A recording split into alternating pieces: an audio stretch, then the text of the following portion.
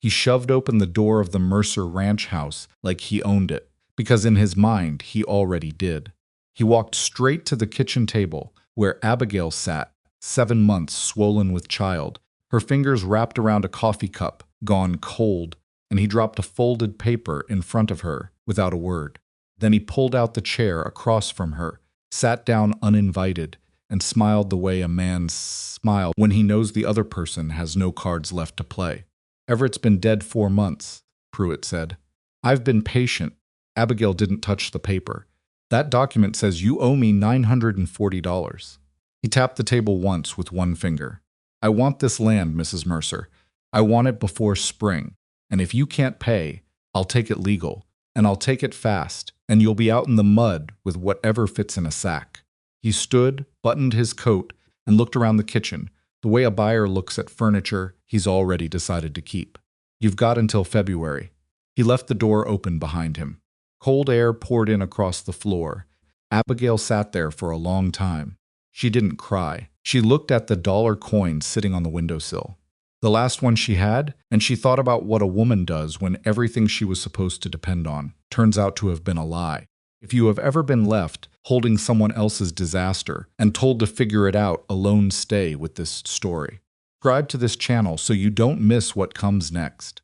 Hit the like button and leave a comment telling me the city or country you're watching from. I want to see how far this story travels. Now let's begin. Abigail Mercer had not planned on any of this. She had not planned on marrying Everett Mercer at 31, though she'd done it willingly enough. She had not planned on moving from Ohio to a Montana cattle ranch that turned out to be held together by stubbornness and borrowed money. She had not planned on getting pregnant at 33, or on Everett dying of a burst appendix in September before the first snow, or on discovering 3 weeks after the funeral, when she finally sat down with his papers, that her husband had been carrying debts he'd never once mentioned to her, $940, plus 2 smaller accounts she hadn't known existed, plus a lien on the south pasture she couldn't trace to any bank she'd ever heard of. She had not planned on being alone in Montana in November, 7 months pregnant, with 31 cattle, a leaking barn roof, $14 and 1 silver dollar, and a dead man's secrets stacked up on the kitchen table. But that was where she was. The town of Harlan Creek was not unkind to her exactly. The women brought food in the first weeks. Reverend Oakes offered prayers. The hardware store owner, Del Ferris, extended her a small credit for nails and rope. But there was a particular way people looked at her when she came into town, a soft, pitying look that made her stomach tighten, and she understood what was behind it. They were waiting for her to fail, not because they wished her harm, because they couldn't see how she wouldn't. She was a woman, visibly pregnant, with a ranch she didn't know how to run, debt she couldn't pay, and no family within 800 miles. That math didn't add up to survival. Everyone in Harlan Creek could see it. Abigail could see it too. That was the part that kept her awake at 3 in the morning, lying in the cold dark of the bedroom she'd shared with Everett, listening to the wind come down off the mountains and rattle the window glass. She would lie there and work through the numbers again. And every time she got to the same place, without help, without income, without someone who could actually work the land beside her, she would lose the ranch before spring. She lay there one night in late November thinking about her options, and she realized she had already eliminated most of them. Couldn't sell, not at winter prices, not with the lien on the south pasture, not without understanding what Everett had actually signed. She couldn't hire a hand because she couldn't pay wages. She couldn't borrow more money because no bank in the territory would lend to a woman alone, pregnant, already in debt. She stared at the ceiling and thought, what do I have that I can actually use? What she had was a house with 2 empty rooms, a root cellar with enough food to last a hard winter if she was careful, barn that was cold but solid enough, and good land. She'd always thought that whatever else Everett had bungled, that could grow something if someone worked it right. What she needed was labor, and she had nothing to pay labor with, except the thing she'd just described: shelter, food, and land. She thought about that for a long time. Then she thought about the orphan station she'd passed twice on the road in into Harlan Creek. Converted Methodist hall with a painted sign out front and a row of narrow windows. She'd never looked at it too closely. She had no particular reason to. She was looking at it now, in her mind, in the dark. By morning, she had a plan. It was not a good plan. It was the only plan she had left. The Harlan Creek Orphan Station was run by a woman named Mrs. Hodge, who had the manner of someone who had long ago, decided that hope was a luxury she couldn't afford on behalf of other people. She was not cruel. She was efficient, and efficiency in that place meant not pretending things were better than they were. Abigail arrived on a Tuesday in early December, the wagon seat hard under her, the cold biting through her coat in a way that made her back ache constantly now. She tied the horse at the post and stood in front of the door. For a moment, aware of how she looked heavy with child, alone, wearing a coat with a mended tear at the left elbow, and then she pushed the thought aside and went in. Mrs. Hodge received her in the small front office, behind a desk covered in folders and intake papers. She looked at Abigail the way she probably looked at everyone who came through that door, assessing, not unkind, already bracing for disappointment. "You're looking to take a child," Mrs. Hodge said. "Two, possibly," Abigail said. That got a reaction. Not much of one, but something shifted in the woman's expression. "Most families want one," Mrs. Hodge said. "Young, easy-placed. A girl who can help with housework, or a boy young enough to train up. Not too old. Not," she paused. "Complicated. I'm not looking for easy," Abigail said. "I'm looking for someone who can work. And I'm looking for someone they won't leave behind." Mrs. Hodge studied her. "What does that mean?" "It means if there are children here who come as a pair, and people keep taking one and leaving the other, I want those ones." There was a silence. Mrs. Hodge folded her hands on the desk. "There are two," she said finally. "A brother and sister. Rowan Pike, 16. His sister Lottie, 9. She said the names the way you say the names of things you've tried to place and failed. Rowan has been here 8 months. Lottie came with him. We've had 4 inquiries about Rowan. Every one of them wanted him alone." She paused. He refused, each time. He would not leave without his sister. "What happened to their parents?" Abigail asked. "Father's gone. Mother died of fever 2 years ago." Mrs. Hodge opened a folder without looking down at it. They were placed first, was a family in Billings.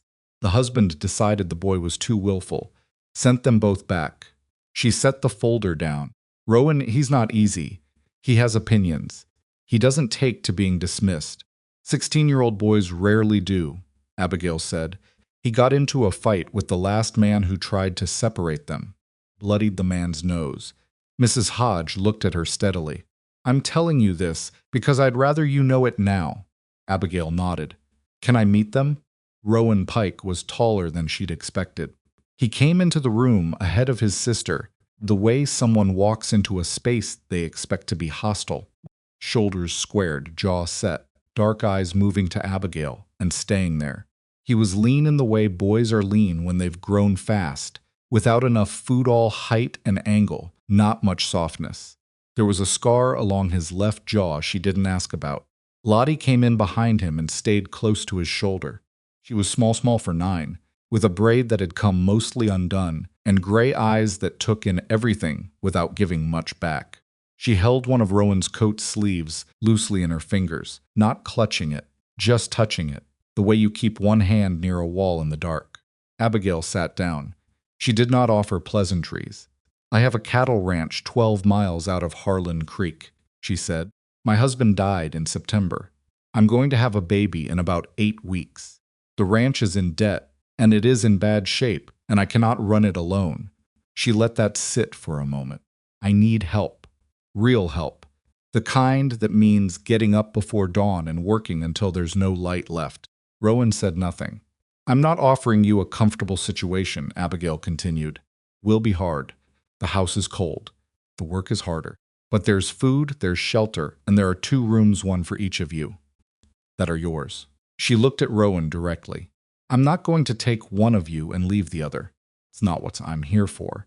Something moved across Rowan's face. It was there and gone so fast she almost missed it, a loosening, just briefly before the wall came back up. What do you know about cattle? He asked.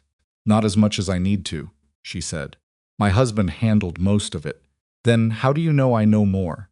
I don't, Abigail said. But Mrs. Hodge told me you've been asking to work instead of sitting in lessons, and that you fixed the station's water pump last month without being asked. Tells me something. Rowan looked at her for a long moment. Then he looked at Lottie. Lottie was watching Abigail with those still gray eyes. She hadn't said a word, but she gave the smallest nod, barely a motion, more like a thought that made it to the surface for just a second. Rowan looked back at Abigail. If it doesn't work, he said carefully, you send us both back. Not just her, both of us, agreed, Abigail said, and you don't separate us for any reason. Agreed. And if I think you're wrong about something on the ranch, I say so. Abigail almost smiled. I'd expect nothing less. They left the next morning. Mrs. Hodge packed their things, such as they were, in 2 flour sacks. Rowan had a coat that was too short at the wrists and a pair of boots that had been resoled at least twice. Lottie had a second-hand dress, an extra pair of stockings, and a small tin box she didn't explain and nobody asked about. The ride back to the ranch took 2 hours. It was cold and gray, and the road was half-frozen mud that the wagon wheels cut into badly. Nobody talked much. Lottie sat in the wagon bed, with her back against the sideboard. Rowan sat on the bench beside Abigail and watched the land go by. About an hour out, he said, How much debt? Abigail considered whether to tell him the truth. Told him the truth. He didn't say anything for a while.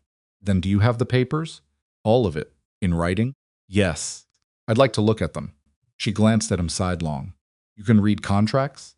I can read, he said. The tone wasn't defensive. It was just flat, and it told her that he'd been underestimated on exactly this point before. More than once, and he was tired of it. All right, she said. Tonight, if you want. He nodded once and went back to watching the road. The ranch came into view around a long curve. The main house first, then the barn and the smaller outbuildings behind it. It was not beautiful. The fence along the near pasture leaned badly in 2 places. The house needed paint it wasn't going to get. The barn roof had a dark stain along the eastern side that meant water, and not old water either. Rowan looked at it all without expression. Lottie, from the wagon bed, said her first words of the entire journey. The fence is going to fall before spring. Abigail looked back at her. You're right. Lottie nodded seriously and said nothing else. First week was not easy. Nothing about any of it was easy. Rowan went out to the barn the first morning, before Abigail had water on for breakfast, and came back with a list in his head, not written, of everything that was wrong in order of how fast it would kill them if left alone. The fence was bad, as Lottie had noted, but fixable. The water trough had a crack that was going to split through in the next hard freeze. 2 of the cattle had a cough he didn't like the sound of. He reported all of this to Abigail at the breakfast table, standing, not sitting, as if he hadn't yet decided whether to stay. She listened to everything. Then she said, What do you need to fix the trough? He told her. She wrote it down. I'll go into town Thursday, she said. Anything else before then? He looked at her for a moment. Then he sat down at the table. It was not friendship. It was not trust.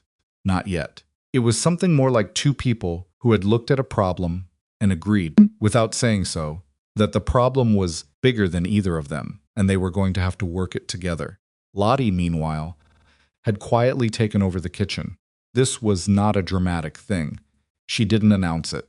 She simply began washing the dishes that had piled up, sweeping the floor, reorganizing the root cellar in a way that made it immediately obvious.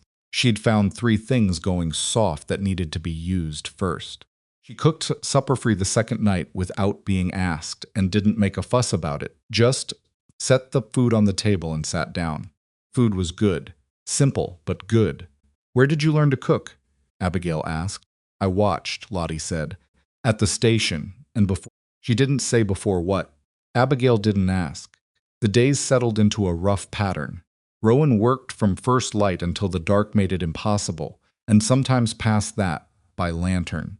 He did not complain about the cold. He did not complain about anything.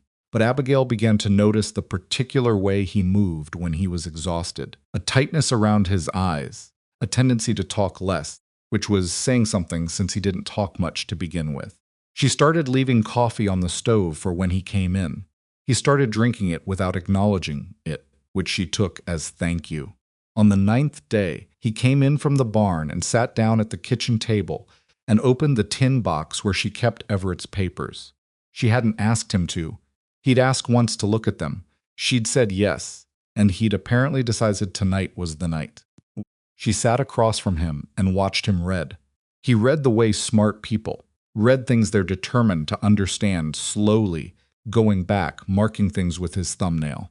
He got to the 3rd document and stopped. This one, he said, turned it around and pushed it across the table to her. The name on this lien, Elias Pike. The name hit the air between them and sat there. Abigail looked at the paper. She had looked at it before. She had thought it was a business associate she hadn't heard of. She looked at Rowan. His face had gone very still. "That's my brother's name," he said. His voice was even. "Careful. We had an older brother. He left when I was 9. Lottie was 2. He looked down at the paper, then back up at her. Elias Pike. He would be 32 now. Abigail felt something drop in her chest. She looked at the signature. She thought about Everett's face, the things he'd said, and hadn't said the parts of his past she'd never been able to fully reach. She said very carefully, Everett's full name was Everett Elias Mercer. Kitchen was very quiet. "He changed it," Rowan said. "Not a question." "I didn't know," Abigail said. "I swear to you, I did not know." Rowan looked at the paper for a long time. His jaw was tight. She could see the muscles working in it. "Lottie can't know," he said. "Not yet." He stood up. He was very controlled about it. Not violent, not explosive. Just standing up and stepping back from the table, as if he needed more room to think. She was 2. She doesn't remember him anyway. She doesn't. It would just... He stopped, pressed the back of his hand to his mouth for a moment. "Rowan," Abigail said. "I'm fine," he said. He wasn't, but the way he said it told her not to push it. He left the kitchen. She heard him go out the back door into the cold. She sat at the table alone, with Everett's papers spread in front of her, and she understood, for the first time, that she had not fully known the man she married, and that his choices, his disappearances, his silences, had rippled out further than she'd imagined, further than the debts, further than the lies. He had left 2 children behind. He had built a whole life on top of that leaving, and he had died without ever saying a word. She looked at the dollar coin on the windowsill, the last one she had. She thought, well, that's not nothing. What Rowan just found out. And he's still here. He didn't walk out the door and keep walking. That's not nothing either. She folded the papers back into the tin, turned down the lantern, and went to bed. There was work in the morning. There was always work in the morning. And whatever the night held for Rowan Pike out there in the cold, she couldn't carry it for him. She could only make sure the coffee was on when he came back in, and she would make sure of that much. He came back in before dawn. Abigail heard the door, heard him move through the kitchen, heard the particular creak of the 3rd floorboard near the stove. She didn't get up. She lay in the dark and listened to him pour coffee from the pot she'd left on low heat, and she thought, he came back. Whatever the cold and the dark had done to him, out there, he'd come back and poured himself coffee, and that was going to have to be enough for now. By the time she was dressed and in the kitchen, he was already gone to the barn. She didn't bring up Elias Pike at breakfast. She didn't bring it up that day, or the next. Rowan didn't either. It sat between them like something buried under fresh snow invisible on the surface. But you could feel the shape of it if you walked too close. Lottie noticed something had shifted. She was 9 years old and small, and people consistently underestimated her because of both those things. But she noticed she started watching Rowan more carefully in the evenings. The way she watched him when she was trying to figure out how bad something was without asking directly. She didn't ask. She just stayed closer than usual, handed him things before he reached for them, made sure his coffee was hot. Rowan let her. The cold deepened through December in a way that felt personal. Temperatures that had been merely brutal became genuinely dangerous, and the wind off the mountains had a particular quality to it. Not just cold, but punishing, like it had a point to make. Rowan came in one night with the first two fingers of his right hand white at the tips, and Abigail made him sit at the table and pressed a warm cloth against them without asking permission, and he let her do that too, staring at the wall while the feeling came back in a way that was obviously painful, and he made no sound about it. "You need better gloves," she said. "I know that," he said. "There's a pair of Everett's in the chest in the hall. Fit you." He looked at her.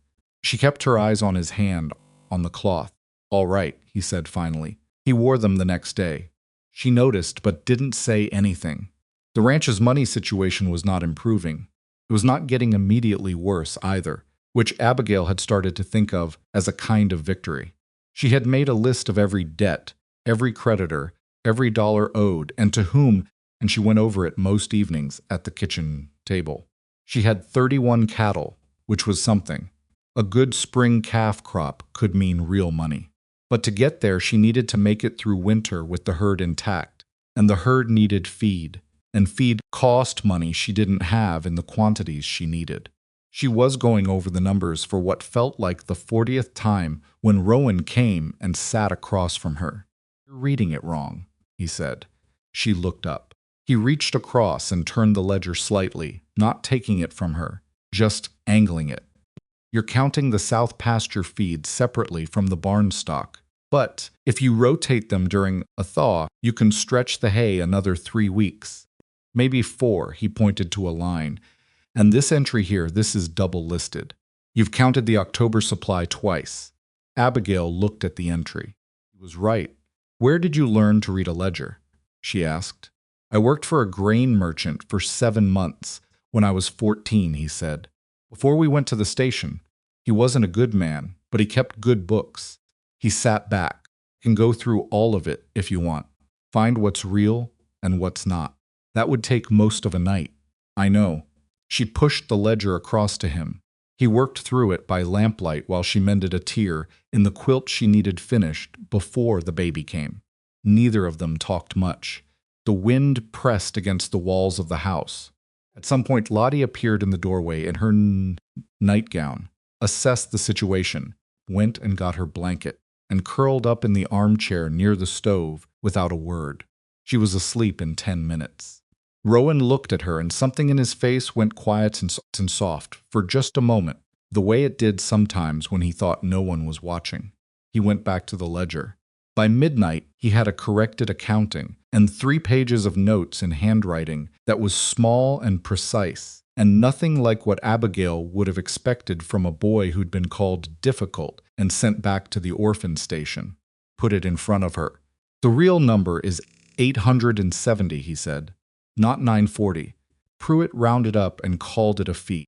There's no documentation for that extra $70. He pointed to the note. "The lien on the south pasture. It's written against the land, not the mortgage. That's different. It means it can be negotiated separately from what you owe the bank." Abigail stared at the paper. "How do you know that?" "I read the contract," he said, "twice. The wording matters." She looked at him for a long moment. He looked back at her, not with pride exactly, but with a kind of tired, matter-of-fact sureness, the look of someone who knew what they knew, and was past the point of needing to be believed about it. "All right," she said. "Then we start there. Gerald Pruitt came back in the 2nd week of December. He didn't knock this time either. Abigail was in the kitchen. Rowan was somewhere outside. She could hear him at the woodpile. Lottie was at the table doing the figures practice. Abigail had started giving her, in the mornings, small addition problems written on a slate. Pruitt came through the door, saw Abigail, saw Lottie, and barely registered Lottie at all. "I heard you took in some orphans," he said. He made the word sound like a mistake. "I did," Abigail said. "That's not going to fix your problem.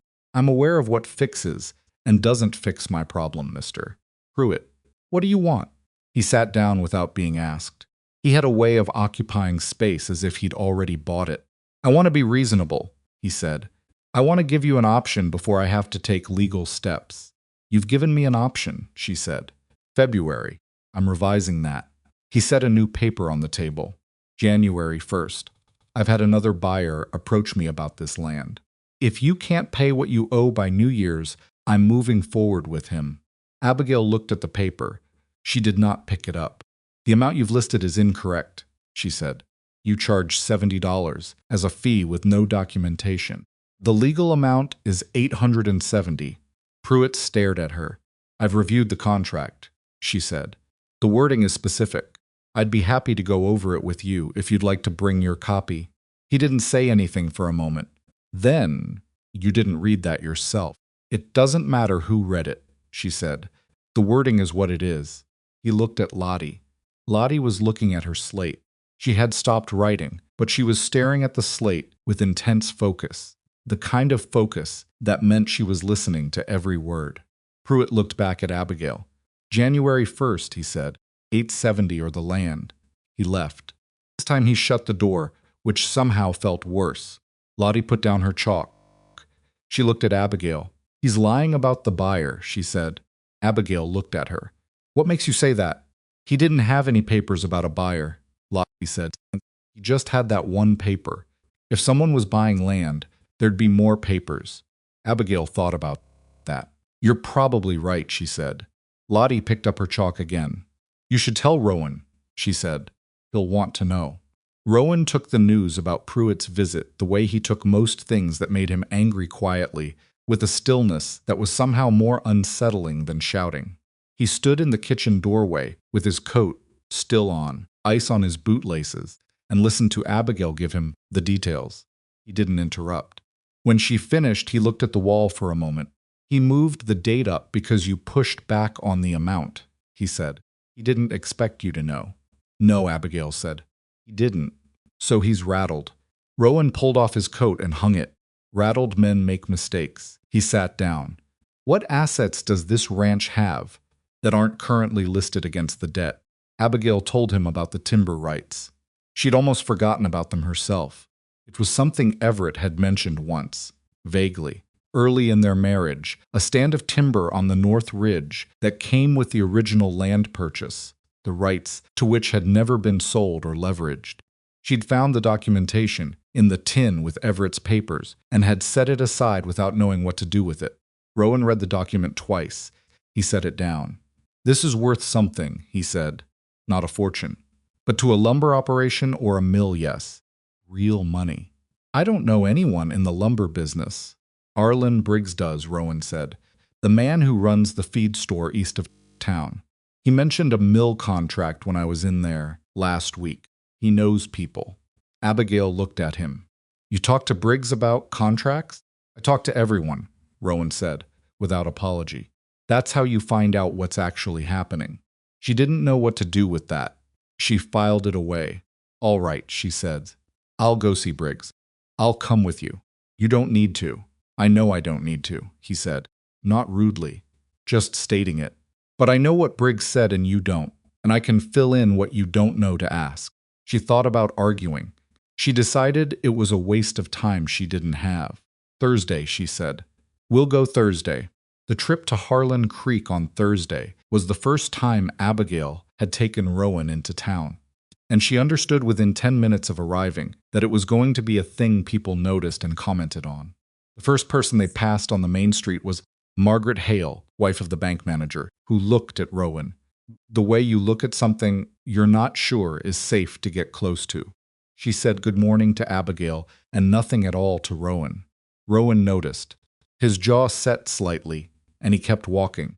Del Ferris at the hardware store was more direct about it. He was a decent man. Abigail genuinely thought that, but when he saw Rowan, he said, "That one of the station kids?"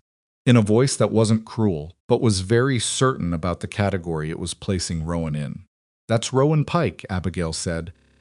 "He works my ranch."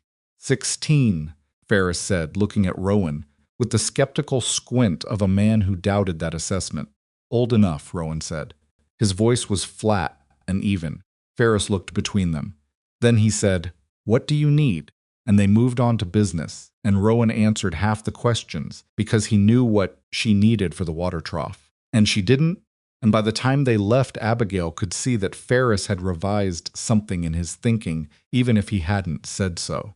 Arlen Briggs was a different kind of man. He was large and slow-moving and talked around things before he got to them. But when Rowan brought up the timber rights directly, without preamble, without softening it, Briggs stopped in talking around things and listened.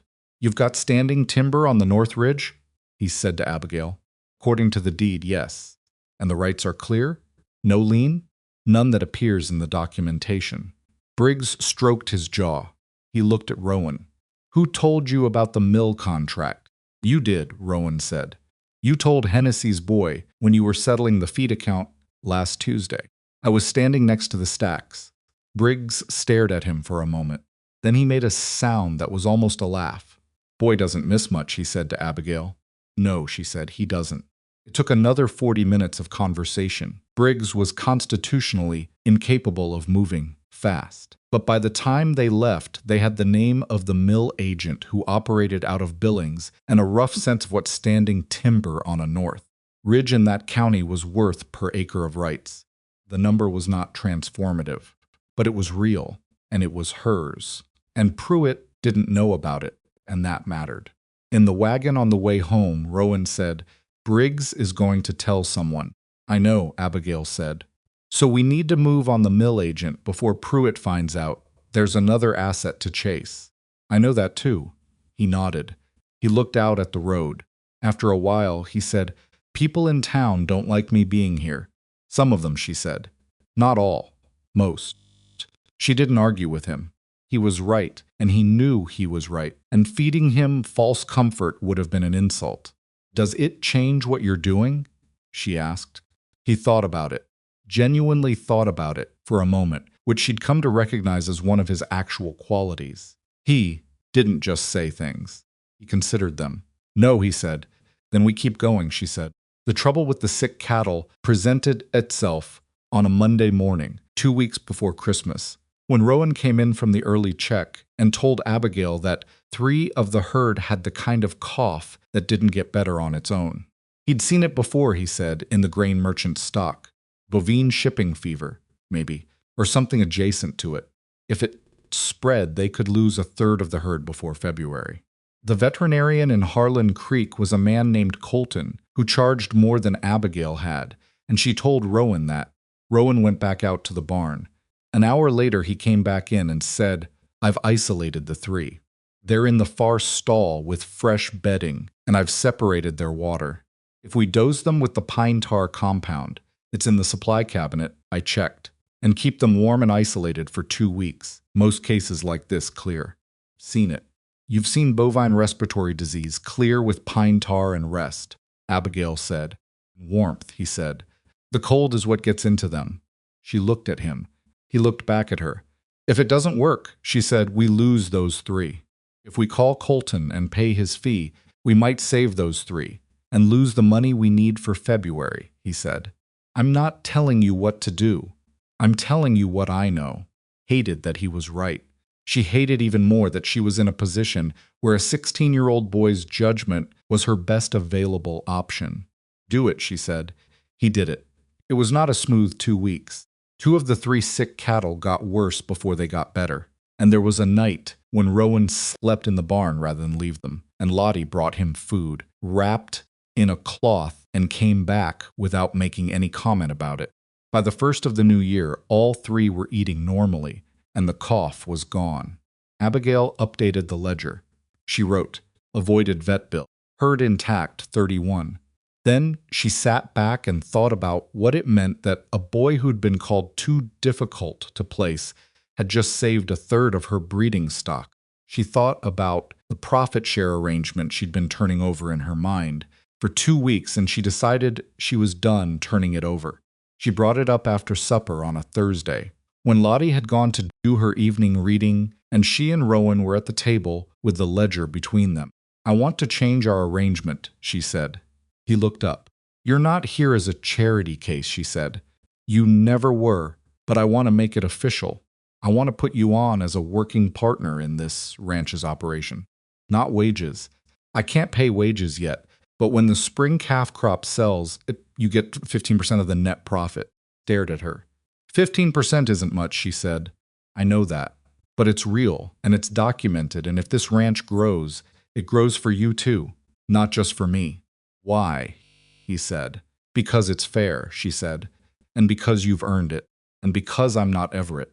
The name landed between them and sat there, the way it always did when it came up, which was rarely and always heavily. Rowan looked down at the table. He pressed his thumb against the edge of the ledger. He did that sometimes when he was working through something. This small, contained gesture, like he was grounding himself in something solid. Lottie, too? He said. Lottie keeps this household running, Abigail said. She's 9 years old, and she manages the root cellar better than I do, and she notices things the rest of us miss. Yes, Lottie too, 5%. He was quiet for a long moment. That's 20% off the top before you pay your debts, he said. I know the math, she said. I'm not arguing against it, he said. I just want you to know I know what it costs you. Then we agree, she said. He put out his hand across the table. Still rough from the winter work, still lean, still scarred at the knuckle from something she'd never asked about. She shook it. It was not a dramatic moment. The lamp was smoking slightly, and the wind was doing its usual thing against the north wall, and somewhere outside a cow was making the low sound they made when they were restless, but not alarmed.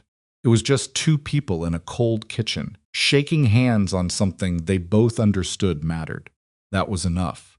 The letter from the Billings mill agent arrived on a Wednesday, and it was better than Abigail had let herself hope.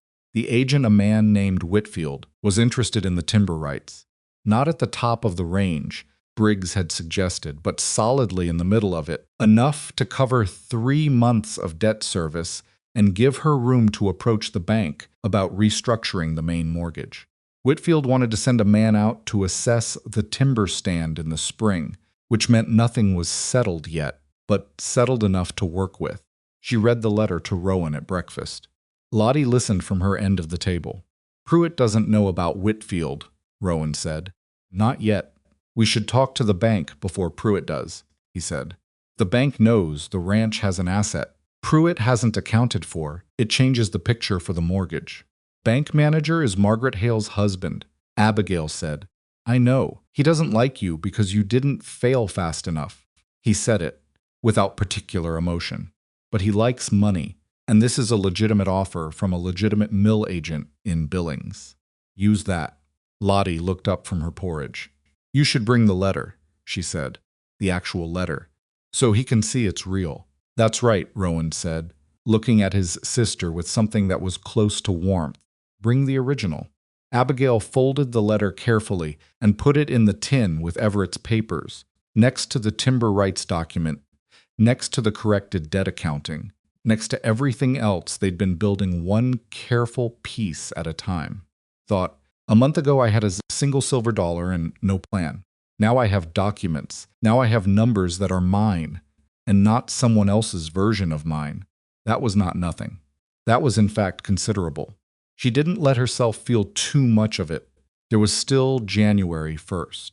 Still Gerald Pruitt. Still a baby coming in a matter of weeks and a body that was beginning to make clear, in unmistakable ways, that it had reached the end of what it could do, easily. She'd been waking at night with a low pulling ache across her back that didn't go away with position changes, or the extra blanket she'd added to the bed. She hadn't mentioned it to Rowan or Lottie. She'd been telling herself it was the cold and the stress and the months of harder work than a woman, 8 months along, had any business doing. She'd been telling herself that for 2 weeks. The evening after the letter arrived, she was at the stove when the ache shifted and sharpened in a way that was different from what it had been, low and specific in a way that stopped her mid-motion. She stood still for a moment with her hand on the stove rail. Then it eased. She breathed out. Lottie was watching her from the doorway. I'm fine, Abigail said. Lottie said nothing. She came into the kitchen and began setting the table, and she set the table slowly, and she didn't look at Abigail. But Abigail had been around Lottie long enough to know that not looking was its own kind of looking. Lottie, she said, yes? If something happened, if I needed help in the night, you know to wake Rowan. Lottie put down the fork she was holding. She turned and looked at Abigail directly, those gray eyes steady and serious, and containing something that was much older than 9. I know, she said. Good, Abigail said. That's good. She went back to the stove. The ache had settled back to its lower register, the familiar dull pull, and she told herself again that it was fine, that she had weeks still, that the doctor in Harlan Creek knew her situation and had said January, late January at the earliest. She told herself all of that and went on making supper, and outside the wind had shifted direction, coming now from the northwest instead of the west, which meant something, though she couldn't have said precisely what. Gerald Pruitt appeared at the bank on the same morning Abigail did. She hadn't expected that. She'd gone in on the first Thursday after the new year, letter in hand, with Rowan beside her, and found Pruitt already in the lobby, talking to the bank manager. Warren hailed, in a voice low enough that she couldn't catch the words. When Pruitt saw her, he stopped talking. When he saw Rowan, his expression shifted into something she didn't like. Mrs. Mercer, Warren Hale said. He was a thin, careful man with the manner of someone who had spent decades making small amounts of money feel important. I was just speaking with Mr. Pruitt about your account. Then you can speak with me directly, Abigail said. She walked to Hale's office and went in without waiting to be asked, and after a beat, Hale followed, and after another beat, Rowan followed, and Pruitt came last and stopped in the doorway. He's not a party to this, Pruitt said, nodding at Rowan. He works my ranch, Abigail said. He's a party to everything that affects it. Pruitt's mouth thinned. He came in. Abigail put the timber rights document on Hale's desk. Then she put Whitfield's letter beside it. Then she put Rowan's corrected accounting beside that, the one that showed the real debt figure versus Pruitt's inflated one. Hale looked at the papers. He picked up Whitfield's letter and read it. Pruitt was watching Hale's face. She could see him calculating. The mill assessment happens in spring, Abigail said to Hale. The offer proceeds, and Whitfield's letter suggests strong interest. The timber rights income covers February and March debt service and opens the door to a mortgage restructure. The ranch is viable, Mr. Hale. The numbers show it. The numbers show a lot of things, Pruitt said from his chair. They show a woman who can't make her payments and is shopping paper around to buy time. They show a ranch with a documented asset Mr. Pruitt neglected to mention in his lean paperwork, Rowan said.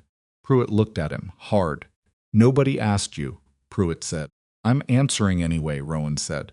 Hale set the letter down. He looked at Abigail, then at the papers, then at a spot somewhere between them that probably represented his own private calculation of risk and obligation, and what happened to men who backed the wrong party in a land dispute. I'd need to verify the mill interest, he said. Whitfield's address is on the letterhead, Abigail said.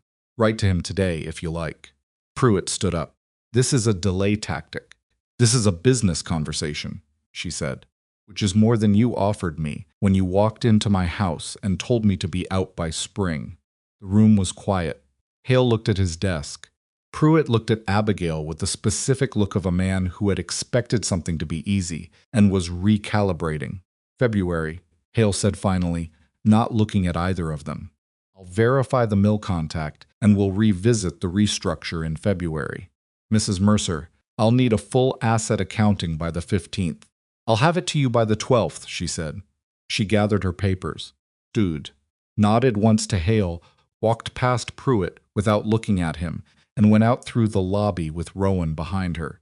On the boardwalk outside, she stopped walking and stood in the cold for a moment, her hand pressed flat against the wall of the building, not because she needed support, but because she needed 1 second to feel something solid before she moved again. Rowan stood beside her. He didn't say anything. The baby moved, a long, slow roll that she felt all the way up her side, and then a kick that was sharper than the ones she'd been getting, sharp enough to pull a short breath out of her. Rowan noticed her breath. He looked at her. "I'm fine," she said. "You keep saying that," he said. "I keep meaning it," she said. He didn't argue. He walked with her to the wagon and waited while she climbed up, which she let him do because climbing into a wagon at 8.5 months was not something she was doing with any grace, and there was no point pretending otherwise. They rode back toward the ranch in the thin winter light, and Abigail thought about February and the mill agent and the 15 head of cattle that needed to make it through to spring and the accounting she needed to have ready by the 12th. She thought about Lottie's gray eyes in the kitchen doorway the night before, steady and knowing. She thought about the ache that had moved differently last evening and hadn't quite gone back to the way it was. She looked at the sky. The clouds coming from the northwest were low and gray-white and moving fast, the particular color and speed she'd come to associate with serious weather. "Rowan," she said. "I see it," he said. He was already looking at the same sky. "How long do you think?"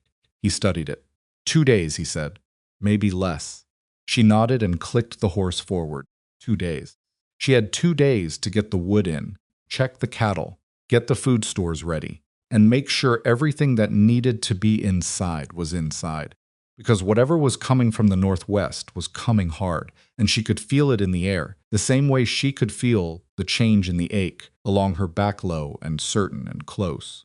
The ranch came into view around the bend, and the smoke from the chimney was pulling sideways in the wind. And inside, she knew Lottie would be at the table with her slate, doing her figures, keeping the fire, noticing things. They had work to do. There was always work to do. She clicked the horse to a faster pace and leaned forward slightly into the cold wind. And behind the high ridge to the northwest, the sky was the color of old iron. It was moving, and it was close. Storm came in faster than Rowan had predicted. Not by much. He'd said 2 days, and it arrived in 36 hours. But in weather like that, 6 hours is the difference between prepared and destroyed. He'd spent the day after the bank meeting, moving with a focused urgency that Abigail recognized now as his particular mode of serious work. No wasted motion, no commentary, just the next thing and then the next thing after that. He got the wood in first, stacking it against the north wall of the house where it would be sheltered. Then he checked the cattle and moved the 3 that had been sick to the interior stall, the warmest position in the barn. He reinforced the barn door latch with a length of chain because the existing latch was not something he'd been meaning to address for 2 weeks, and this was the last moment he'd have to do it. Lottie worked alongside him without being asked, carrying what she could carry, holding things while he nailed them, running back to the house to bring out the extra blankets he asked for to bank around the water trough. She was not strong enough to do most of what needed doing, but she understood what was needed, and she moved efficiently. And she didn't get in the way, which at 9 years old in a gathering blizzard that was more than most people managed. Abigail did what she could. Her body had stopped being something she could negotiate with. The ache in her back had settled into a constant presence that she'd simply incorporated into her daily accounting. One more thing on the list that had to be managed and not dwelt upon. She brought food to the barn twice, made sure the water barrel inside was full, checked the supply cabinet inventory, and wrote down what was there. Pine tar compound, clean rags, a coil of rope, 3 lanterns, a tin of matches sealed against moisture, a medical guide Everett had bought in his first year and never opened. She stood in front of that medical guide for a moment. It was thick, cloth-bound, the pages dense with small print and occasional hand-drawn diagrams. She'd looked at it once, in October, when she was still hoping the baby would stay put until the right time and the right circumstances. She put it back on the shelf and went back to the house. The snow started that evening. Light at first, the small fine flakes that didn't feel serious until you realized they'd been falling for 3 hours and the ground had gone completely white. By the time they ate supper, the wind had come up, and the light snow had become the kind of snow that moved sideways and found every gap in the window frames and built against the door in a way that made opening it feel like an argument. Rowan ate fast. He went back to the barn for a final check and came back in stamping snow off his boots with snow still in his hair, and he reported that the cattle were settled. The water was holding. The chain on the barn door was good. The temperature is dropping fast, he said. If it keeps going the way it's going, by morning we'll want to keep the interior doors open to let the stove heat move through the house. I know, Abigail said. The baby he started. I'm aware of the timing, she said. Not sharp, just direct. He nodded. He sat by the stove and dried his hands. Lottie was already in bed. They'd sent her early because she'd been awake since before dawn, and she'd worked hard, and there was nothing more she could usefully do.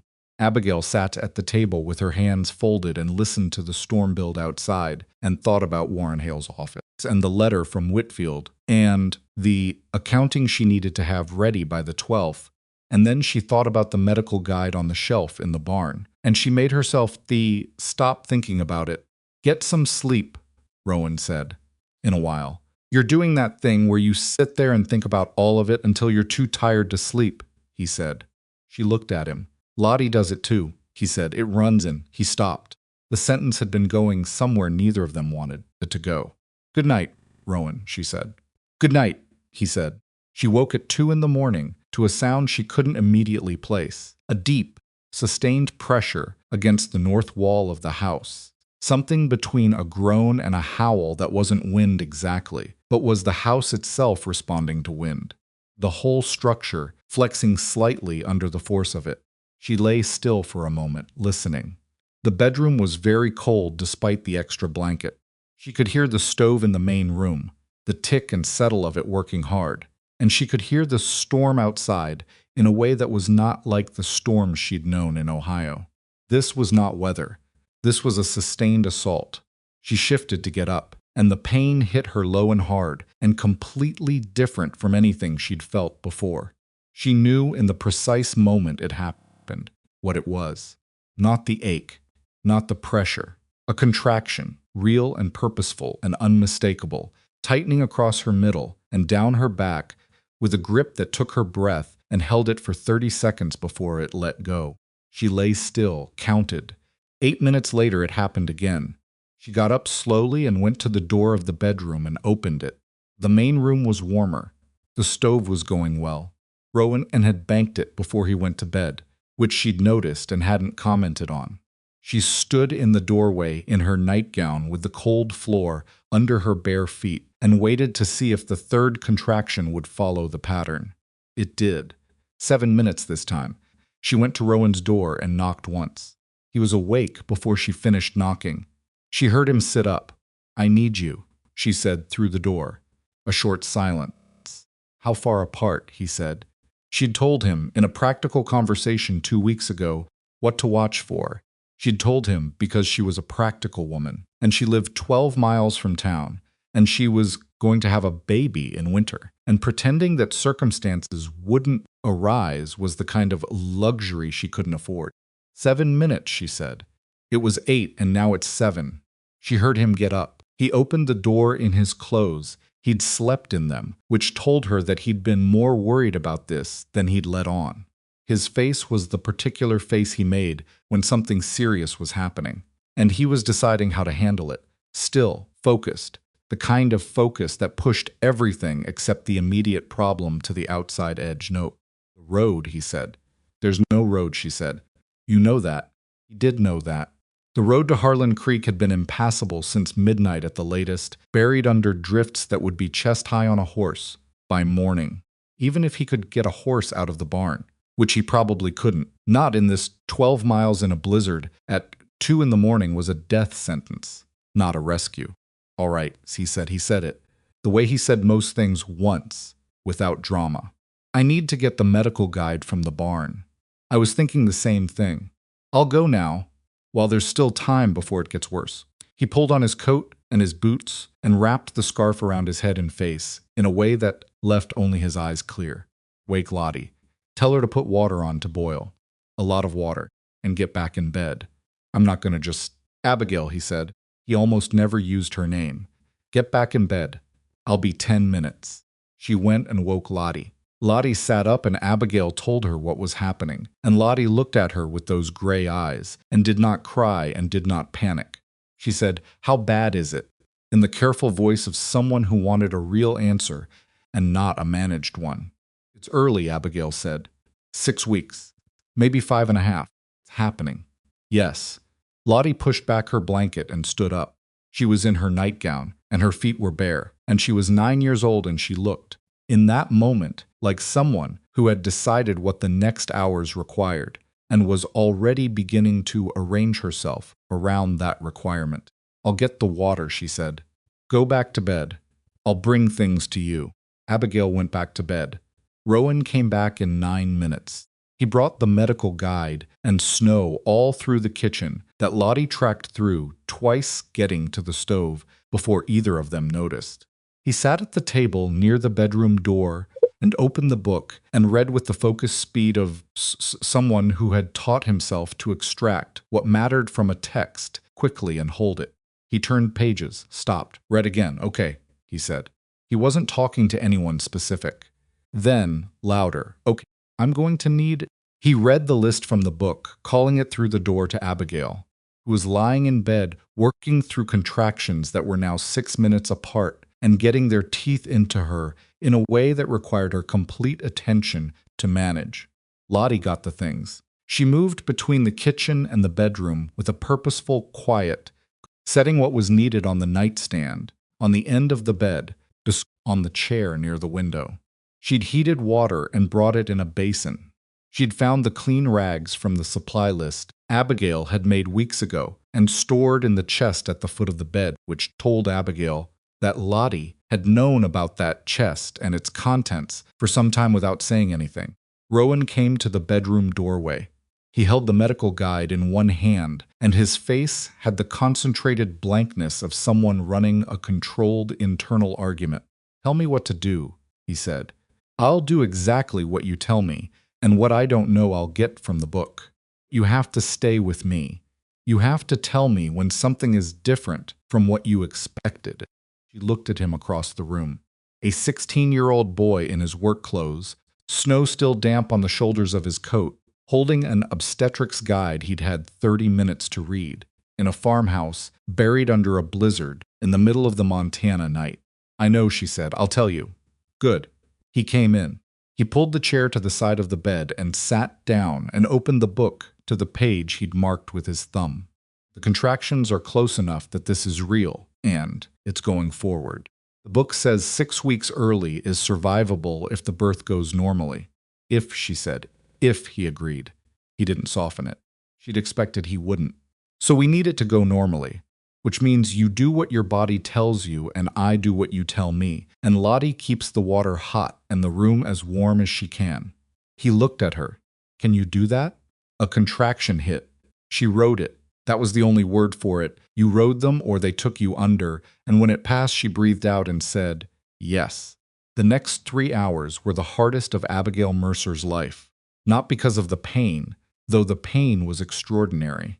It was the kind of pain that has its own weather system.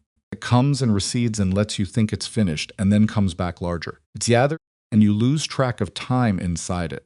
Lose track of everything except the next wave and whether you can get your breath before it. She'd had been told what it would be like. She hadn't been told what it would be like, alone in a blizzard, 6 weeks early, with the wind tearing at the house and a teenage boy reading obstetrics by lamplight beside her bed. Rowan did not flinch. She had braced herself for him to flinch, for the moment when the reality of the situation would be too much, and he'd go to pieces in some way she'd then have to manage on top of everything else. He didn't. He was steady in the way she'd come to associate with him at his best. Not calm, exactly, because his jaw was set and his hands weren't entirely still, but functional. He read from the book and asked clear questions and listened to her answers and did what she told him with careful hands and no wasted motion. Once, around 4 in the morning, a gust hit the house, so hard that the lamp in the bedroom swayed on its hook and one of the window panes cracked. Not broke, just cracked. Thin spiderweb fissure in the corner, and the cold poured through it in a thin stream. Rowan stopped what he was doing, got up, pressed a strip of cloth against the crack with his palm for a moment, then went back to the chair. "That'll hold," he said. "You don't know that," she said. "No," he said, "but I'm acting like it will." She almost laughed. She couldn't laugh because a contraction took her at exactly that moment, and laughter was no longer a physical possibility. But something in her chest did something adjacent to it, a kind of desperate, involuntary recognition of the absurdity and the terror and the realness of being alive in this room, in this storm, with this particular boy next to her. Lottie came in and out. She kept the water hot. She put another log on the stove without being asked. She stood in the doorway, checking her face, containing everything she was not saying. And when Abigail caught her eye, she gave a small nod that meant, "I'm here." And Lottie's face steadied, and she went back to the kitchen. 4:15, Rowan said, "It's time." He said it quietly. He'd been reading the signs the way the book described them, and he'd been watching Abigail, and he understood, even without experience, even only from the text and from what she'd told him, that they had arrived at the place there was no coming back from. "I know," she said. "Tell me what you need me to do," she told him. He did it. His hands were steadier than she expected.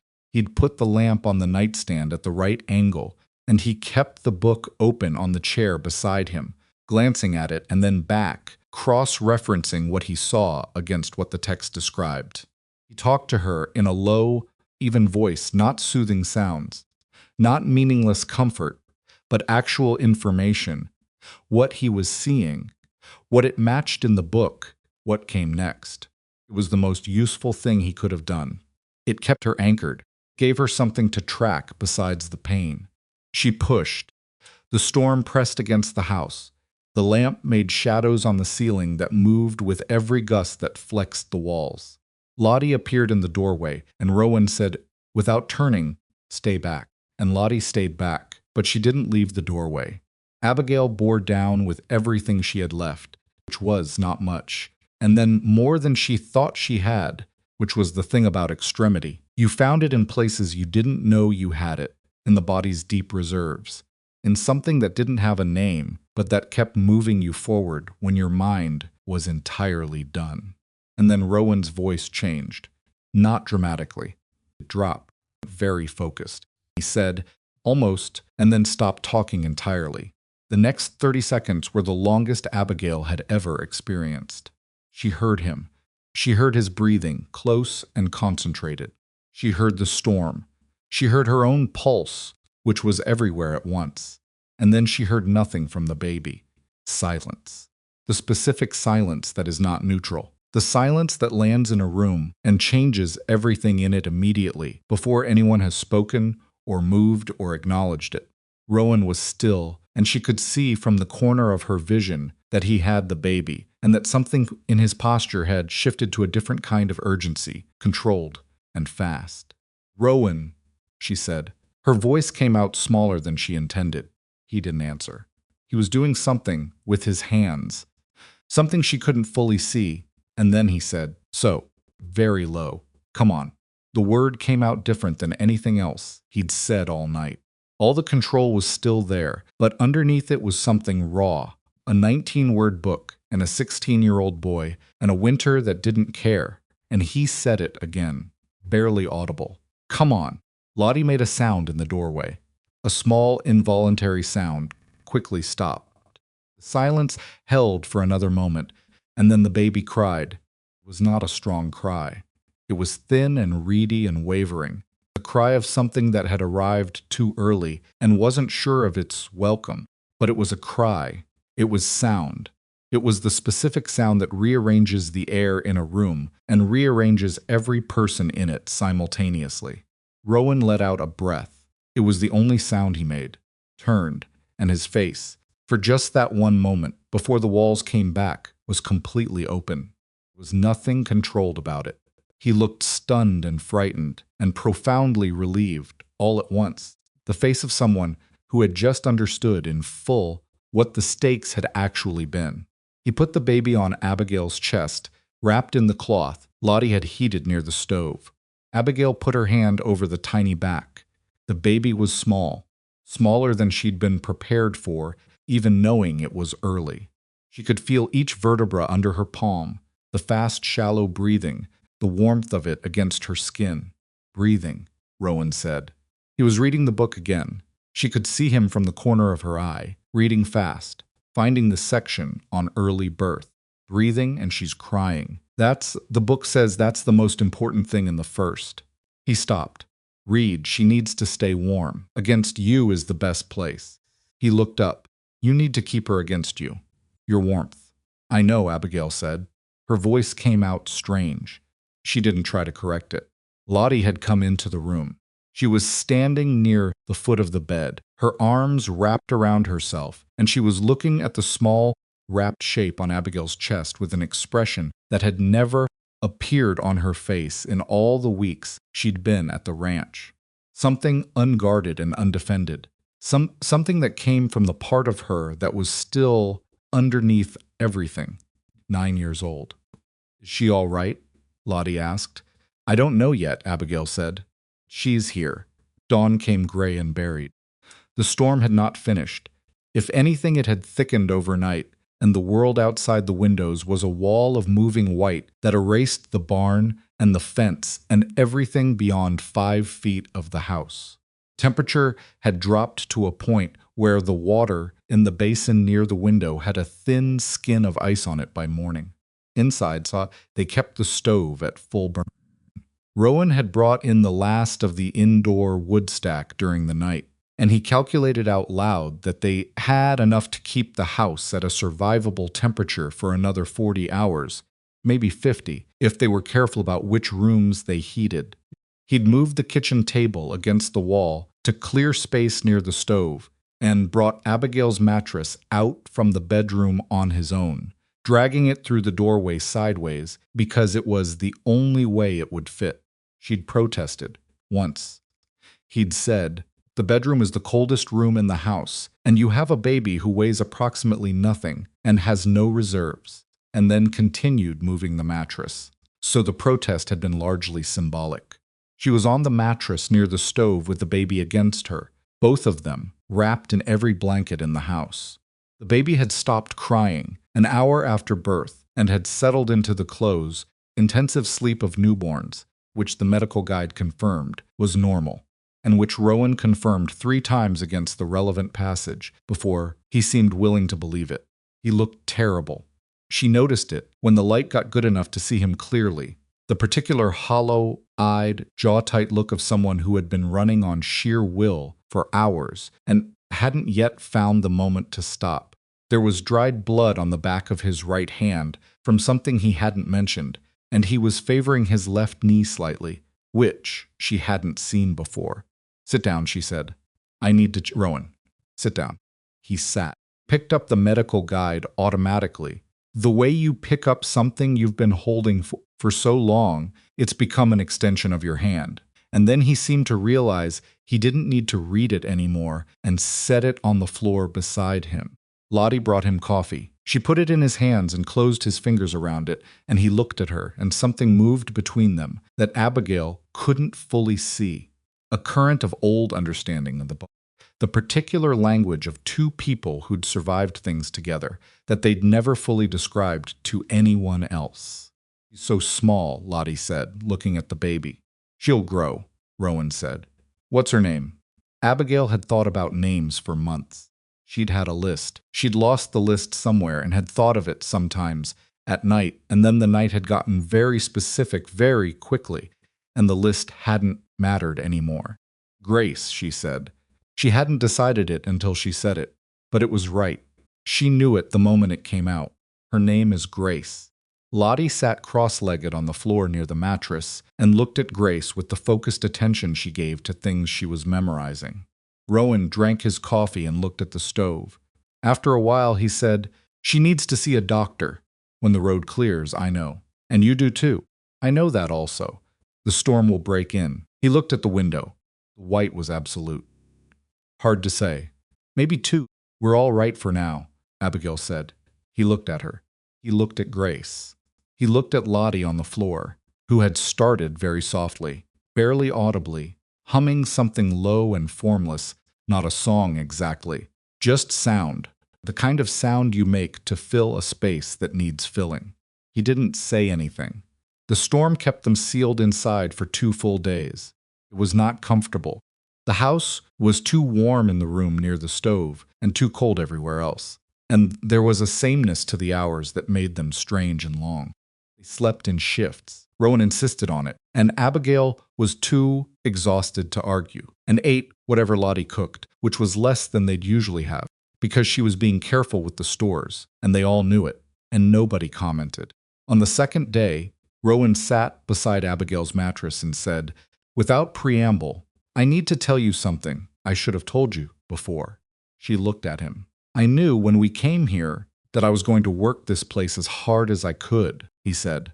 He was looking at his hands, not because of the deal, not because of the 15%. He paused. Because I needed somewhere that wasn't somewhere that was going to stay. That wasn't going to send us back.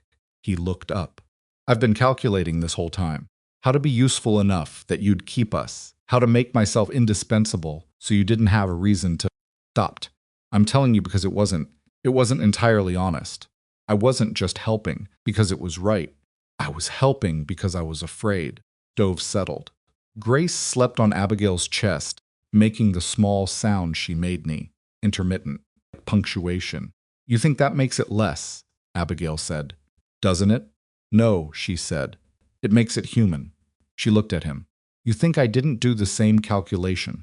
I walked into that orphan station because I was desperate. I wasn't looking to build a family. I was looking for a way to survive. That was the whole truth of it." He was quiet. "And here we are," she said, "in the middle of a blizzard, with a baby that shouldn't be here yet, but is, and we got through it. Whatever the reason we each started, we got through it." He looked at Grace. His expression did the thing it did sometimes, that brief, unguarded opening. "She looks like she might make it," he said. "She's going to make it," Abigail said, with a certainty she hadn't entirely earned yet, but was going to claim anyway, because someone in this room needed to say it like it was true. "She's a Mercer, she's hard-headed, and she showed up 6 weeks early, just to prove she didn't need anyone's schedule. Lottie, from the chair by the window, she's going to be trouble." "Absolutely," Abigail said. Rowan made a sound. It might have been a laugh. It was the closest thing to one she'd heard from him in the entire time she'd known him. And it was small and quickly gone, but it had been there. The morning of the 3rd day, Rowan opened the front door, and the storm was over. Not over in the sense of pleasant. The temperature was still punishing, and the snow was deep enough in places to swallow. A horse to the barrel, but the sky had cleared to a hard, brilliant blue, and the wind had died, and the silence after 2 days of howling was so complete it was almost startling. He stood in the doorway for a long moment, looking at the ranch. The barn was standing. He could see the roof line, the shape of it under the snow, solid. The fence along the near pasture was half buried, but the posts were up. The woodpile against the north wall was covered but accessible. He went out. The snow came to his thighs and the drifts and his knees where it was packed, and he waded through it to the barn and got the door open against the drift built up in front of it and went in. Cattle were alive, all 31 of them. Cold, unhappy, vocal about both things, but alive. He stood in the barn aisle with his hands on his knees and breathed in the smell of warm animal and hay and let himself feel, just for a moment, the full weight of what the last 3 days had been before he put it back in its place. He fed them, broke the ice on the water trough. It had done exactly what he'd expected and cracked through completely, which meant repair work before it could be used, but that was manageable. He counted the feed and calculated how long it would hold and wrote the number in his head. He came back to the house and stood in the kitchen and pulled off his coat. Lottie was at the table, eating. Grace was awake on the mattress near the stove, her small face scrunched against the light from the window. Abigail's was sitting up, which was an improvement from yesterday, and she was looking at him with a question she hadn't asked yet. "Cattle are all right," he said. "Water trough cracked. Feed holds another week, if we ration the supplemental." She breathed out. "I need to get to town," he said. "Today, if I can get a horse through." You need a doctor to look at Grace. And at you I know. I'll take the big roan. He'll manage it. He looked at Lottie. You'll stay with her. Lottie nodded. Not as a question. I'll be back before dark, he said. If I'm not. He looked at Abigail. You'll be back before dark, she said. He held her gaze for a moment. Then he nodded once and went back out. It took him 4 hours to get to town and back, the roan lunging through the drifts in the low places and picking carefully along the ridge sections where the wind had scoured the road down to hard pack. He brought the doctor, a younger man named Aldridge, who'd replaced the previous doctor in the fall, and who Abigail had met once and found competent and not particularly impressed with himself, which she'd taken as a good sign. Aldridge examined Grace with steady, careful hands and told Abigail what she already knew. Early small, needed warmth and feeding and watching, and added what she hadn't known, which was that the baby's lungs sounded clearer than he'd expected for the gestational age, and that whoever had managed the delivery had done so in a way that had prevented the two most common complications of early birth. He looked at Rowan when he said that. Rowan was across the room. He said nothing. How did you know the shoulder positioning? Aldridge asked him. The book described it, Rowan said. I read the section 3 times. Aldridge looked at the medical guide on the floor, cloth-bound and creased at the spine from the night's use. He picked it up and looked at the marked sections. How old are you? He said. 16, Rowan said. Aldridge set the book down. He looked at Abigail. You were lucky, he said, in a number of specific ways. I know, she said. After the doctor left, Rowan sat back down by the stove. He looked at Grace, who was sleeping again with the thoroughness of newborns. Her tiny chest, rising and falling with a steadiness that was, Abigail had decided, the most reassuring sight she had ever seen. Lottie sat beside him. After a while, she leaned her head against his arm, the way she did sometimes when they were sitting close, and she was tired. He didn't shift away. He let her stay there. His arm came up, just slightly, in the smallest accommodation, so she fit better against his side. He looked at Grace. He looked at Abigail. He looked at the wall where the lamp was burning low, and the shadows from the flame moved and shifted. Outside, the sky had gone to the colors of late afternoon pink and amber, and the deep cold blue at the edges that came before dark, and the ranch sat under its covering of snow in the long silence after the storm, battered and intact, the smoke from the chimney rising straight up in the still air because the wind was finally gone. The trough needed repair. The fence in 2 places was down under the snow weight and would need work when it thawed.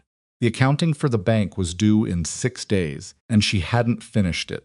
Grace needed watching every hour. The debt hadn't changed. Pruitt hadn't changed. The mathematics of the ranch's survival hadn't shifted because of the storm. All of that was true, and none of it was what Abigail was thinking about.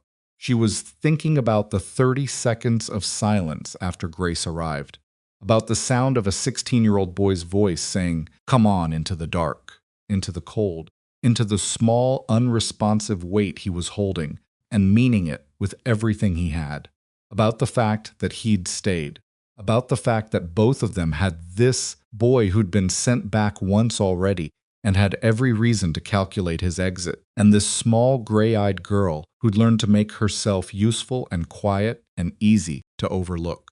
They were still here. She looked at Rowan's profile in the lamplight, at Lottie pressed against his arm, at Grace on her chest, breathing her small, steady breaths. She thought, I didn't plan any of this. Not the ranch, not the debt, not the orphan station, not the storm, not the night that had just passed. None of it was what she'd imagined. But there was a thing she'd heard once from her mother, a plain woman who'd said plain things without ornamentation. Sometimes the life you get is better than the one you planned, but only if you're paying attention. She pulled Grace slightly closer. The baby made a small sound, not a cry, just a sound, settled. Abigail was paying attention. The accounting was done by the 11th.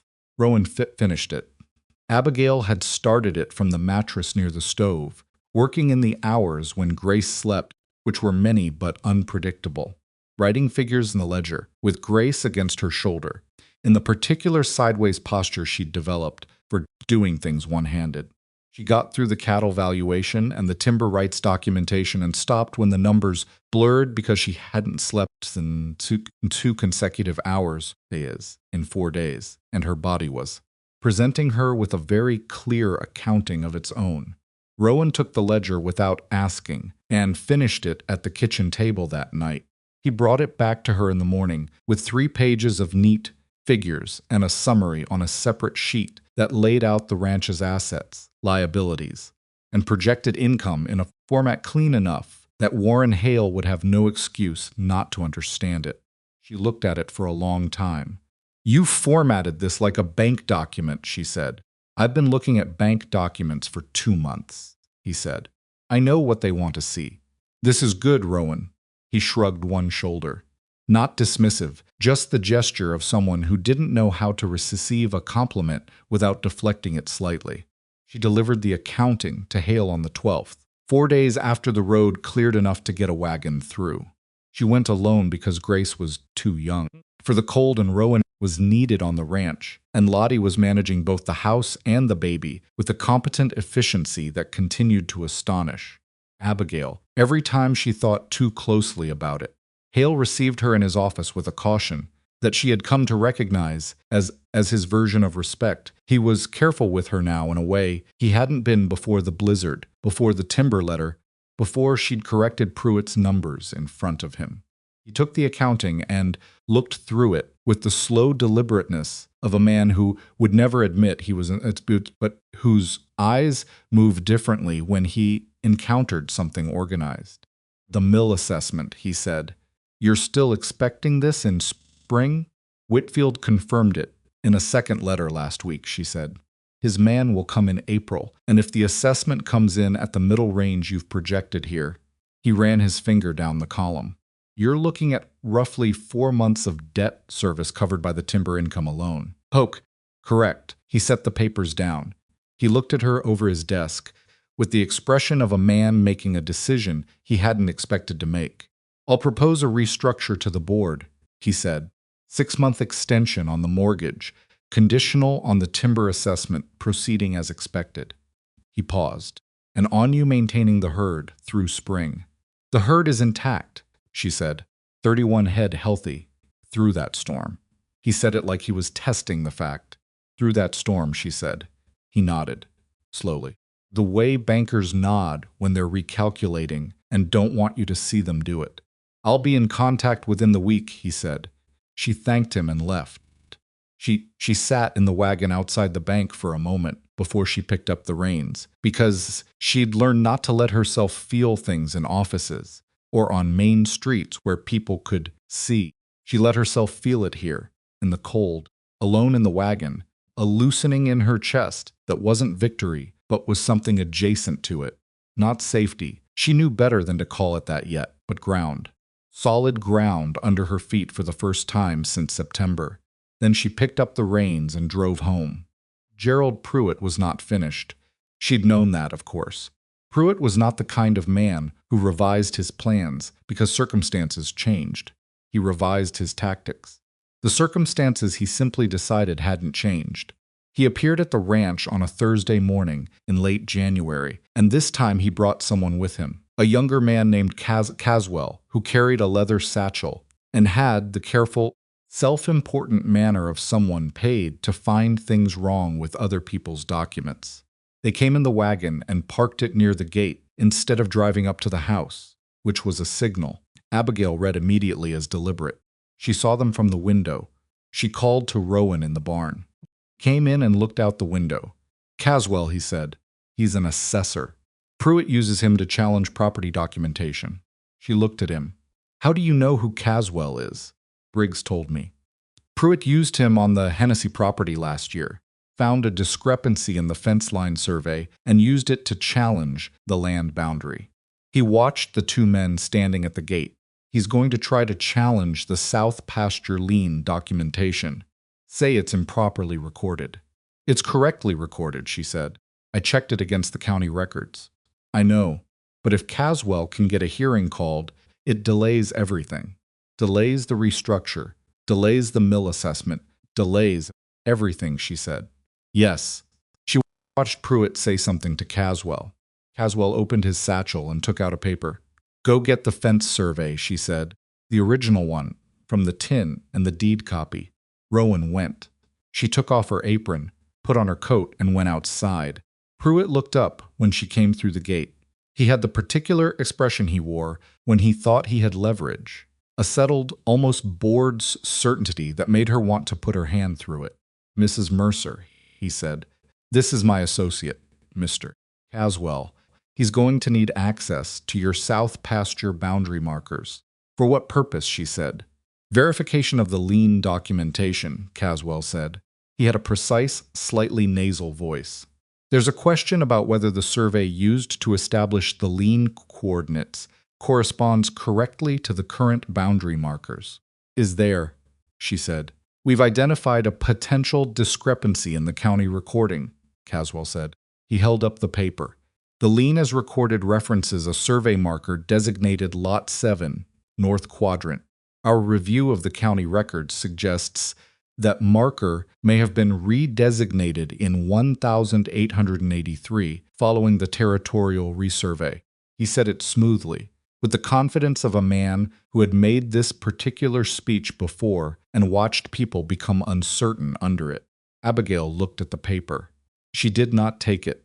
Behind her, she heard Rowan come through the gate.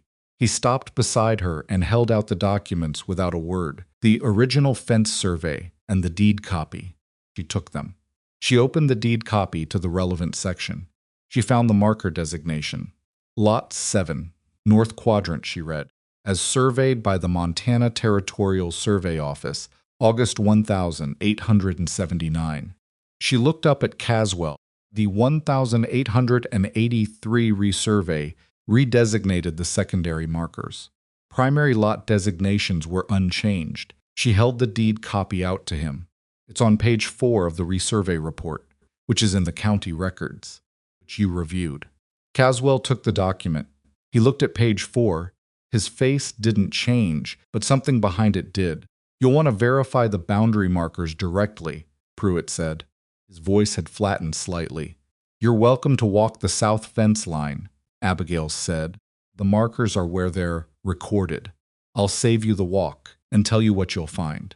4 iron stakes, properly placed, matching the 1879 survey coordinates, and a fence line that corresponds to every document in the county record. She looked at Pruitt directly. If you want to spend the afternoon in the cold convincing yourself of something I'm telling you for free, that's your business. But I'd suggest your associate's time is worth more than that. Pruitt looked at her. He looked at Rowan. Then he looked at the ranch, the house, the barn, the smoke from the chimney, the neat arrangement of things that should have fallen apart by now and hadn't. You're going to lose this place, he said. Not with heat. Just as a statement, the way you state something you consider obvious. Remains to be seen, she said. Is there anything else? He had nothing else. He got back in his wagon. Caswell got in beside him. They drove away, and Abigail watched them go and didn't move until they were around the bend. Then she turned and went back inside. She sat at the kitchen table and put the documents down and pressed her palms flat on the surface. Rowan came in behind her. He sat across from her. He's going to try something else, Rowan said. I know. But not the survey angle. That's done. Yes. She looked at the documents. He expected us not to know. He's been expecting that from the beginning. She looked up at Rowan. We need to stop letting that be a surprise to him. We need him to know that every angle he tries, we've already read the documentation. How? I'm going to write him a letter, she said. Formal.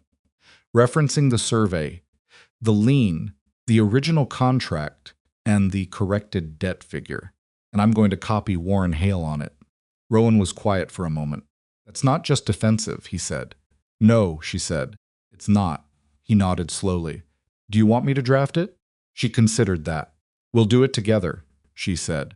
February arrived with cold that was less murderous than January, but still serious, and the ranch found its rhythm. Grace was 3 weeks old and had passed through the terrifying fragility of her first days into something sturdier still. Small, still demanding the vigilance of the very early, but eating and sleeping, and occasionally opening her eyes to look at the world with the unfocused, ancient attention of newborns who have not yet decided what to make of it. Dr. Aldridge came out twice and reported what Abigail needed to hear. The lungs were developing normally. The weight was coming up. The early birth had not taken the toll he'd feared. Lottie had appointed herself Grace's primary caretaker in all the hours when Abigail couldn't manage it alone, and she did this without fanfare and without asking permission, simply assuming the role with the same quiet efficiency she applied to everything. She learned to read Grace's sounds, the different textures of the hunger cry versus the discomfort cry, versus the sound that meant nothing specific except that the world was large and strange and close contact with another person was required. She communicated this information to Abigail in brief, matter-of-fact reports. "She does this thing right before she's really hungry," Lottie said one morning, demonstrating a sound that was halfway between a cough and a complaint. "If you catch it then, she settles faster." Abigail looked at her. "How long did it take you to figure that out?" 3 days, Lottie said, as if 3 days of careful observation of an infant's vocal patterns was ordinary, which, for Lottie, it apparently was. "You're remarkable," Abigail said. Lottie looked briefly uncomfortable with this, in the way she got uncomfortable with direct praise. A slight stillness, a small internal reorganization, and then said, "The water's hot if you want tea," and left the room. Rowan, watching from the doorway, said, "She doesn't know what to do when people notice her." "I'm working on that," Abigail said. "So am I," he said, "for 9 years. Let me know how you do." The letter to Pruitt went out the first week of February. Hale received his copy the same day. Whatever conversation happened between them after that, Abigail wasn't privy to. But Pruitt did not come back to the ranch for 3 weeks, which was the longest absence since he'd first shown up at her door in December. In that 3 weeks, the ranch worked. Rowan had started talking to neighboring ranchers. Not about anything dramatic. He was too careful for drama, but in the ordinary commerce of men who share fences and water access, and the particular mutual dependence of isolation. He'd fixed a section of the Garrity fence that bordered the Mercer South pasture, a section that had been down since the storm and was technically the Garrity's responsibility. He fixed it without asking and without making a point of it, and 2 days later, Thomas Garrity appeared at the barn with a side of venison and a slightly sheepish manner that told Rowan his fence situation was worse than he'd wanted to admit. Talked for 2 hours. Garrity had a breeding bull he couldn't fully afford to maintain, and Rowan had 31 cattle that needed access to better bloodlines if the spring calf crop was going to be worth what Abigail's financial projections required. By the time Garrity left, there was an informal arrangement in place, not signed, not formal yet, but understood. Rowan told Abigail about it at supper. She put down her fork. "You negotiated a breeding arrangement with Thomas Garrity. He was going to sell the bull anyway," Rowan said. "This way he keeps it and gets 10% of our calf crop value attributable to his bloodlines. Costs us less than buying access, and it costs him nothing." Lottie was eating and not looking at either of them, but she had the listening posture she got when she was tracking something she found interesting. "Thomas Garrity has been ranching since before I was born," Abigail said carefully. "He's never partnered with anyone. He hasn't had his fence fixed by a neighbor for free. Before either," Rowan said. He said it without particular pride. It was just the logic of it. Abigail looked at him for a long moment. "I need you to understand something," she said. "You are 16 years old, and you just arranged a cattle partnership with a man who's been in this valley for 20 years and has never dealt in good faith with anyone I've heard of." "He dealt in good faith with me," Rowan said. "I know." She picked up her fork again. "What I'm talking about." He didn't respond, but she saw something flicker across his face.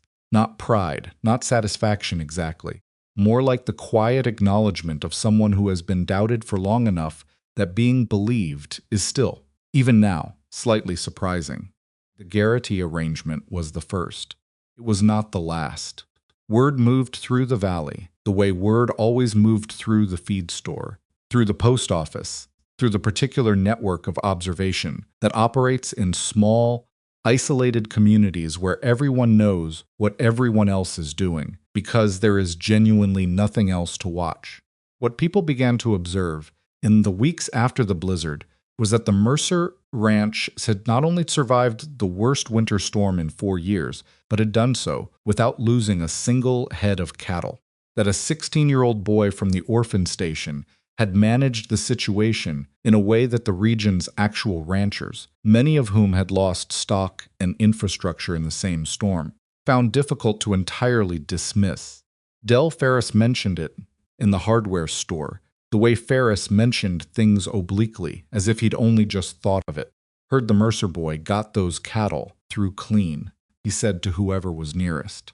And whoever was nearest carried it forward, and within a week it had traveled far enough that a rancher named Macaulay, who had a spread 12 miles north, and a reputation for being more practical than friendly, appeared at the Mercer gate on a Thursday afternoon and asked to speak with Rowan directly.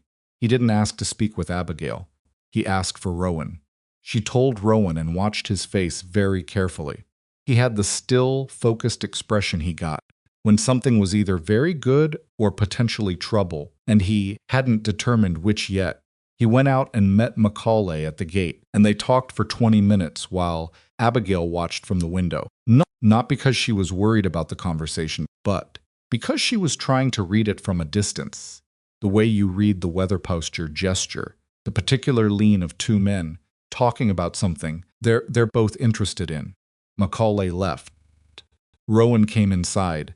He wants to discuss a joint sale in the fall, Rowan said. Pool our cattle with his for the Billings market. Bigger lot gets a better price per head. Abigail sat down. Macaulay has never done a joint sale with anyone. He said that. Rowan agreed. He also said his foreman quit in January and he's running short-handed. He looked at her with the steady, measuring look that meant he was giving her information and waiting to see what she did with it. He'd want me to help with the drive. 3 weeks in late September. There it was, the thing beneath the thing. He wants to hire you, she said. Contract work. Through the drive. It would pay. He named a figure that was more than Abigail had expected.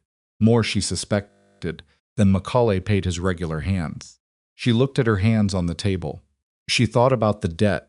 She thought about September, which was a long way from February, and the spring calf crop, which hadn't happened yet, and the timber assessment, which was still theoretical, and the restructure, which was conditional, and all the ways between here and fall that the ground could shift under them.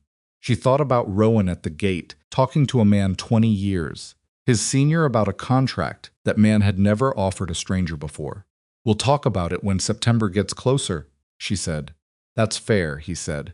It was not entirely fair, and she suspected he knew it. He'd earned the right to more than we'll see. But he accepted it without argument, told her he understood the position she was in, the way he understood most things about the ranch's situation, completely, without needing it explained twice. March came in cold and left warm, which was backward from what it usually did, but the land didn't wait for consistency.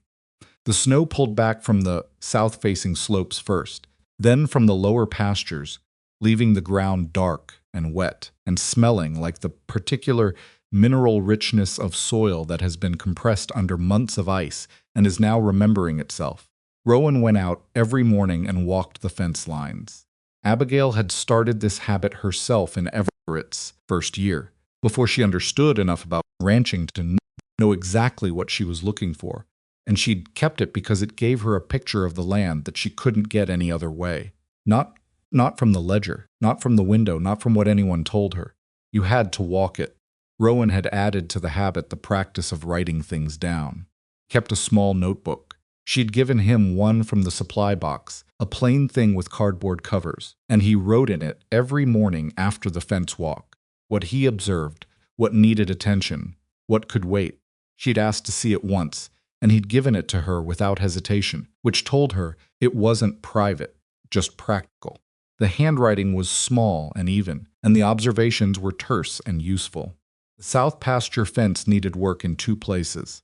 She knew that. The North Ridge access. The timber stand that Whitfield's agent would walk in April had a section of access trail that the snowmelt had turned into a channel, and if it wasn't redirected before the assessment, it would make the stand look less accessible than it was, which would affect the offer. Rowan redirected it. 3 days of work with a spade and some channeling stones from the creek bed, Lottie carrying water and occasionally handing him things. He didn't mention he was doing it. Abigail found out when she walked the North Ridge herself and saw the new drainage channel, clean and functional, angled correctly so that the runoff moved away from the trail instead of down it. She stood there for a moment looking at it.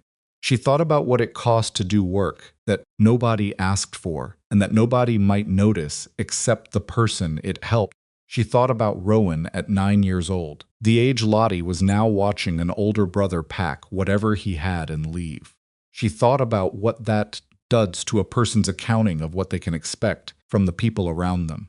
She went back to the house, and that evening she put the corrected ledger on the table in front of him. I updated the asset column, she said. I added a line for labor improvements. He looked at the entry. She'd written, North Ridge Trail Drainage. Labor value, beside a figure that was modest but real. You don't have to do that, he said. I know I don't have to, she said. Belongs there. Work is worth what it saves. She sat down across from him. Everything you do on this ranch is going in the ledger. Every repair, every negotiation, every hour. Because when this place is profitable, and it will be profitable, I want there to be a record of exactly how it got there. He looked at the entry for a long moment. Lottie's drainage carrying, he said. Is that in there? She had not put it in. She picked up the pen and added it under his entry. He watched her write. Something in his posture settled, not dramatically, not in a way that announced itself, just a small, almost architectural settling, as if some internal structure that had been braced against pressure had recognized that the pressure for now was gone. The Whitfield assessment happened on a Thursday in the 2nd week of April. The agent was a compact, weathered man named Deering, who had the look of someone who spent most of his professional life outdoors and was comfortable with silence. He walked the North Ridge for 3 hours with a compass and a surveyor's tape and a notebook, and when he came down he was still writing things and didn't speak for another 10 minutes. Abigail stood near the house. Rowan stood beside her. Lottie was on the porch with Grace, who was 2 months old now and had graduated from the bundled against the stage to the can tolerate a spring morning on the porch stage, provided Lottie kept the blanket positioned correctly. Deering came to them and put his notebook in his coat. Stand is healthy, he said. Good density on the mature timber, younger growth coming up well underneath. Access is better than I expected. You've got drainage on the trail that keeps it workable after snowmelt. He looked at Abigail. Mr. Whitfield authorized me to offer within a specific range. I'm going to come in at the upper third of that range. He named the figure. It was more than Abigail had put in the conservative projection, less than the optimistic one, exactly where the careful, realistic number had sat for 2 months. She said, I'll want it in writing before I sign. Course, Deering said. I'll have documents to you by end of the week. He left. She watched him ride out and then turned back to the house. Rowan was doing the math in his head. She could see it, that particular stillness when he was calculating, his eyes slightly unfocused, the small movement of his lips. That covers February and March debt service, he said, and most of April. And the restructure Hale is proposing puts us through the summer on the mortgage, she said. Calf crop sells at current prices, which it will, he said. Garrity's bull has been. The calves are going to be better than last year's. Thomas said so himself. He said so to you. Last week. He came by to look at them. She looked at him. Thomas Garrity has not come voluntarily to this property in my memory. He's been 3 times since February, Rowan said, without apparent significance. She shook her head once. Not in disagreement, just in the kind of mild bewilderment that had become her default response to watching Rowan operate in the world. She had stopped being surprised by it. She had not stopped noticing it. April became May, and May became June, and the ranch found the pace that ranches find in the working months, a fullness of days, labor that began before light and ended in it, the particular exhaustion that is different from winter exhaustion, because it has direction. It produces things. It leaves evidence of itself in calves and fence posts and hay bales, and the slow, accumulating visible progress of a place being properly worked. Grace grew.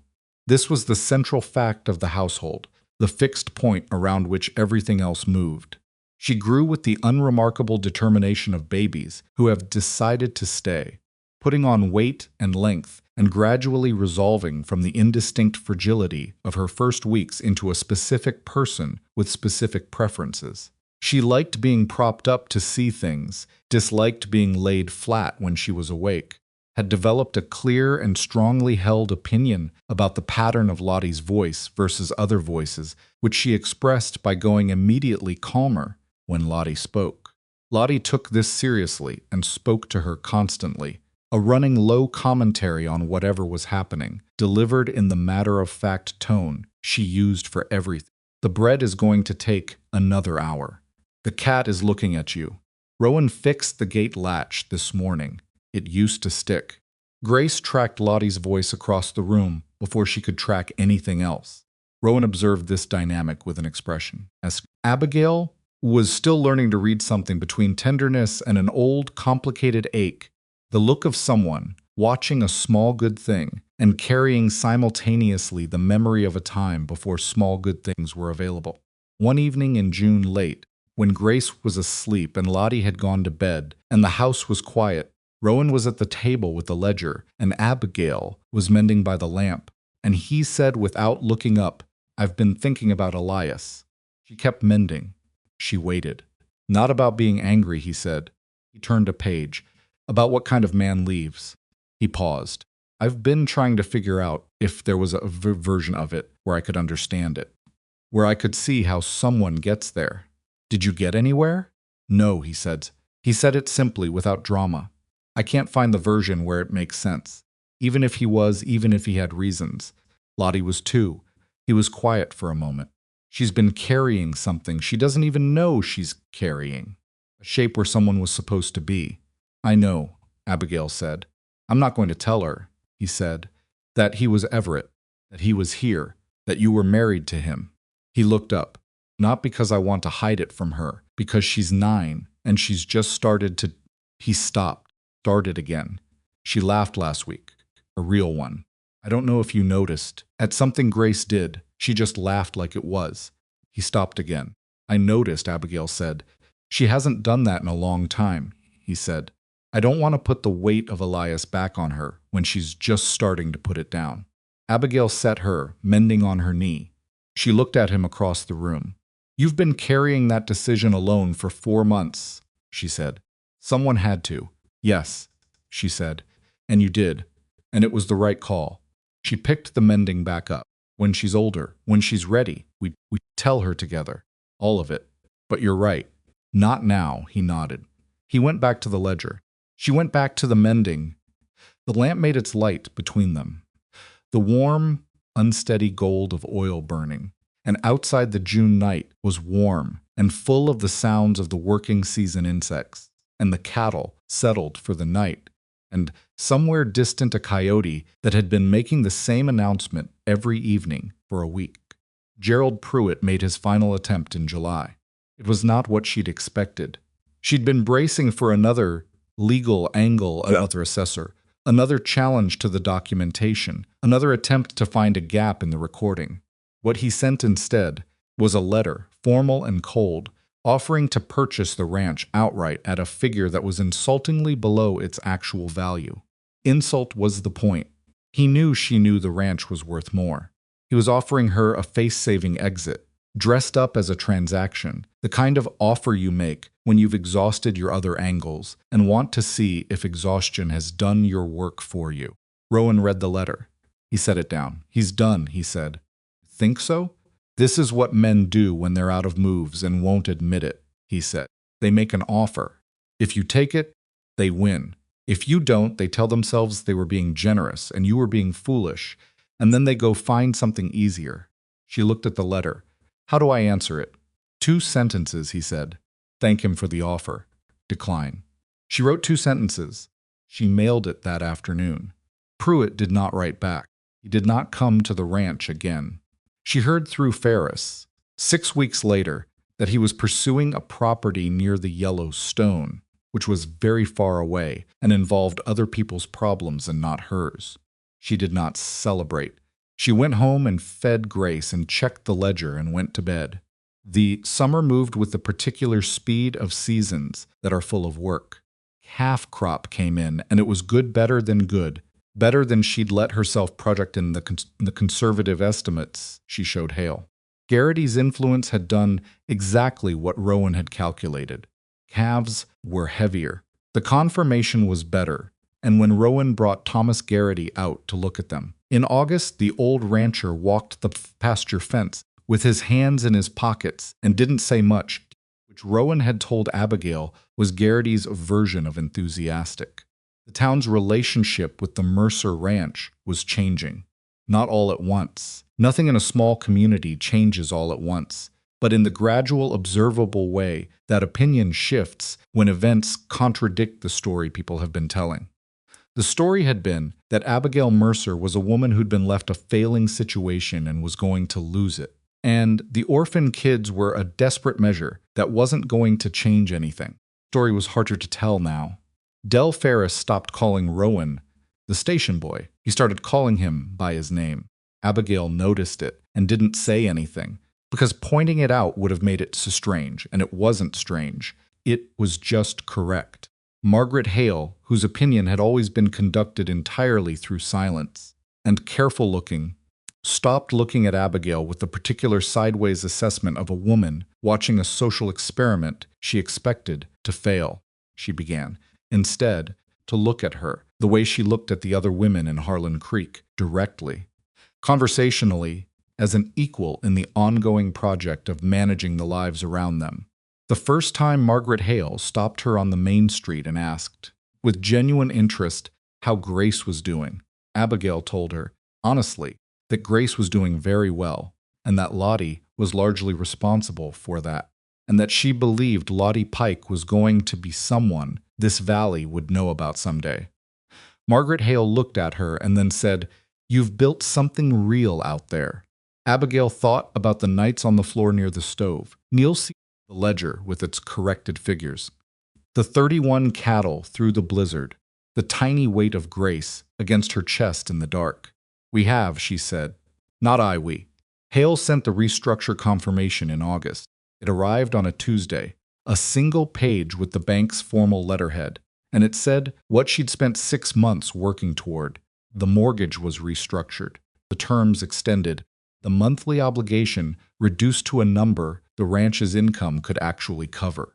It acknowledged the timber rights income as a demonstrable asset, used the phrase viable ongoing operation in the second paragraph. She read it at the kitchen table. Lottie was on the floor with Grace, who had recently discovered that her own hands were an object of endless fascination and was regarding them with the concentration of a philosopher. Rowan was outside. She went to the door and called him. Came in. She handed him the letter. He read it. He handed it back. She waited for him to say something. He didn't, immediately. He pulled out his chair and sat down and looked at the table. "Does this feel like what you thought it would feel like?" she asked. He thought about it, which she'd come to appreciate as one of his most consistent qualities. "No," he said, note. "I thought it would feel bigger, like something finished." "It's not finished," she said. "There's still the fall sale. Still the second debt. Still," "I know," he said. "That's what I mean. It doesn't feel finished because it isn't." He looked at her. "But it feels different from February." "Yes," she said. "Does." Lottie looked up from the floor. "Can I see?" Abigail handed her the letter. Lottie read it with the careful thoroughness she brought to every text, moving her lips slightly on the harder words. She reached the phrase viable ongoing operation and read it twice. She handed it back and looked at Grace. "That means we're staying," she said, not a question. "That's what it means." Abigail said. Lottie nodded once, with the particular gravity of someone who had needed to hear a thing confirmed before they could entirely believe it. Then she looked back at Grace and said quietly to the baby, rather than anyone else in the room, "We're staying." Grace looked up at the sound of her voice, as she always did, as she always would, and her face did the thing it did when she heard Lottie, a brightening, specific and immediate, like a lamp finding its wick. Abigail watched this and felt something in her chest that didn't have a clean name. It was not the relief of the letter, which was practical and real and important. It was something else. Something that lived below the level of debts and documentation and the hard arithmetic of survival. She thought about the silver dollar on the windowsill. She'd spent it in January on a small bolt of cloth for Grace's first clothes, the softest thing she could find at Ferris's store. She hadn't mourned it. It had been the right thing to spend it on. She thought about Mrs. Hodge behind her desk at the orphan station, and the flour sacks with everything Rowan and Lottie owned inside them, and the 2-hour wagon ride in the cold when nobody talked much. She thought about a man named Elias Pike who had left 2 children and then built a new name and a new life on top of that leaving, and how the weight of what he'd abandoned had traveled forward through years and across miles and had landed, finally, here in this kitchen, in this letter, in the face of a 9-year-old girl, telling a baby that they were staying. She did not forgive Everett Mercer. She had stopped working on that. Some things you don't forgive. You just put down, slowly, over time, in pieces, and you stop letting them be the reason for everything you do next. She picked up the restructure letter and put it in the tin with the other documents. The tin that held the timber rights and the corrected accounting, and the 2 letters from Whitfield and the survey markers, and the 31 cattle herd count, and everything they had built out of what had looked in November like nothing. Outside, the August light was coming through the window at the angle it came in summer evenings, warm and nearly horizontal, lying across the floor in long strips. The sounds of the ranch in its working season came in through the open door, the cattle and the birds, and the particular dry summer smell of grass and dust and the distant creek. Rowan said, "I should check on the north fence before dark." "Go ahead," she said. He got up. He stopped in the doorway and looked back at the room, at Lottie and Grace on the floor, at Abigail with the tin, at the evening light that was doing what it did. He looked at it all for just a moment, no longer than a breath. Then he went out to do the work, because there was always work, and that was all right. That was exactly all right, because it was their work now. Every fence post and calf and ledger entry and difficult conversation with a difficult man, all of it was theirs, and that made it different from everything that had come before it.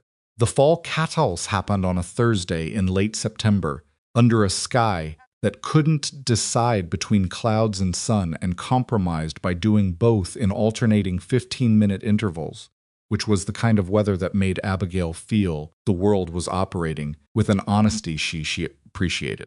Rowan had left 3 weeks earlier with Macaulay's drive. The morning he left was ordinary in most of its details. He ate breakfast, checked his saddlebag, put on his coat.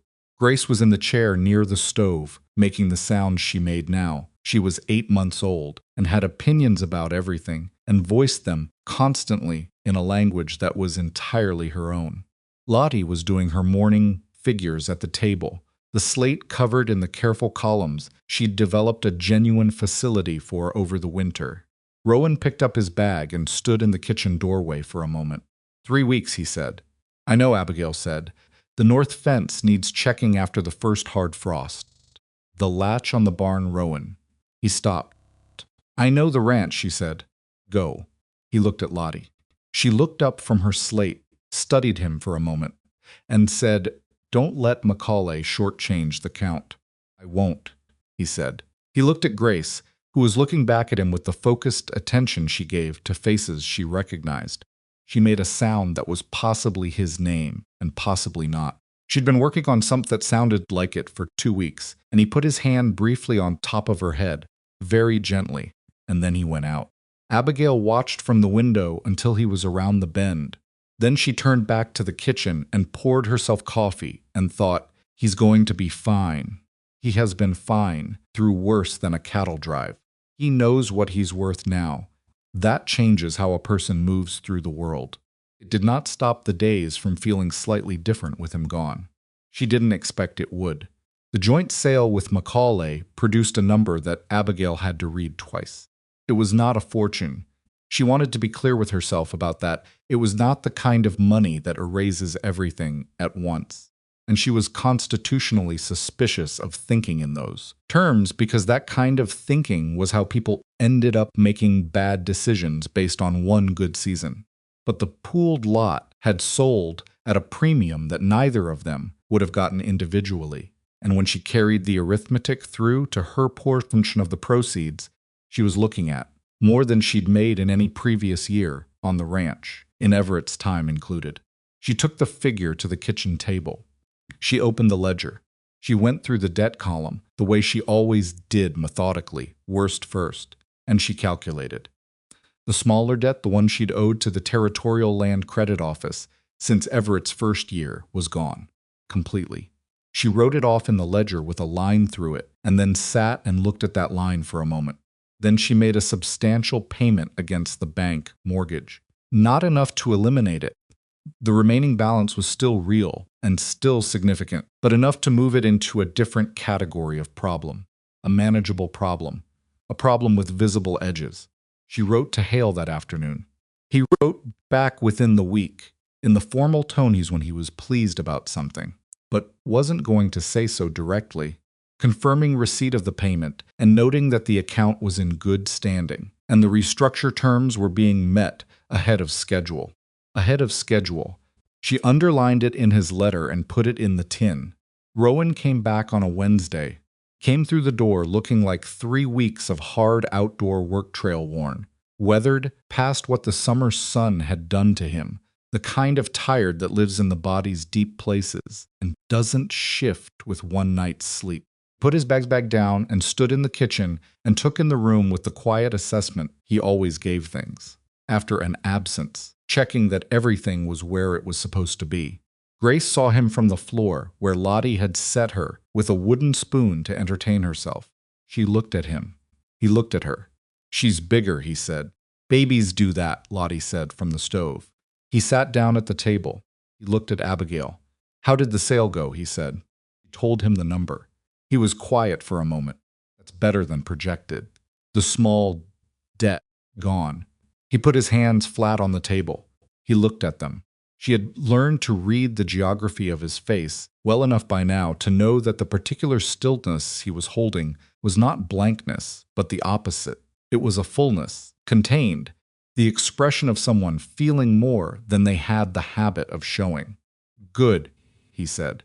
Just that. Then he reached into his coat and pulled out a folded envelope and set it on the table between them. That's from the drive, he said. Macaulay paid fair. Better than fair, actually. He pushed it toward her. I wanted to go to the mortgage. She looked at the envelope.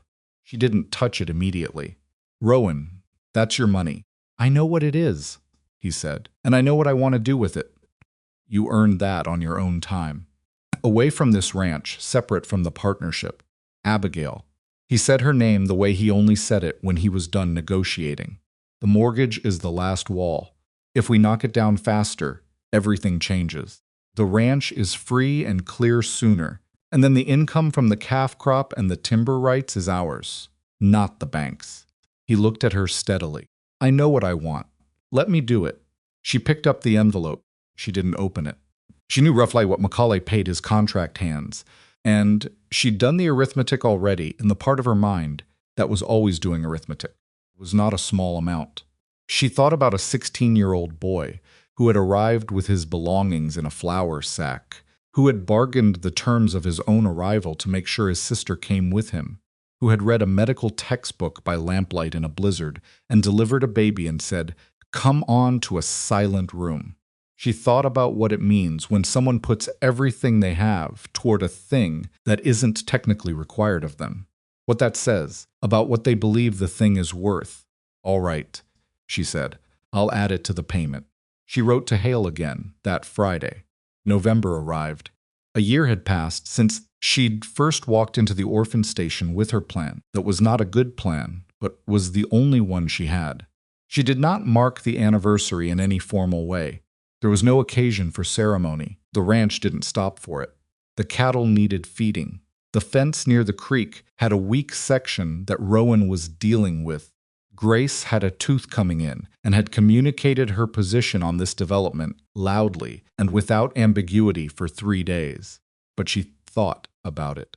She thought about it on a Thursday afternoon when the light was the particular amber of late autumn, and she was standing at the kitchen window watching Rowan work the near fence line with the efficiency of someone who had been doing this long enough.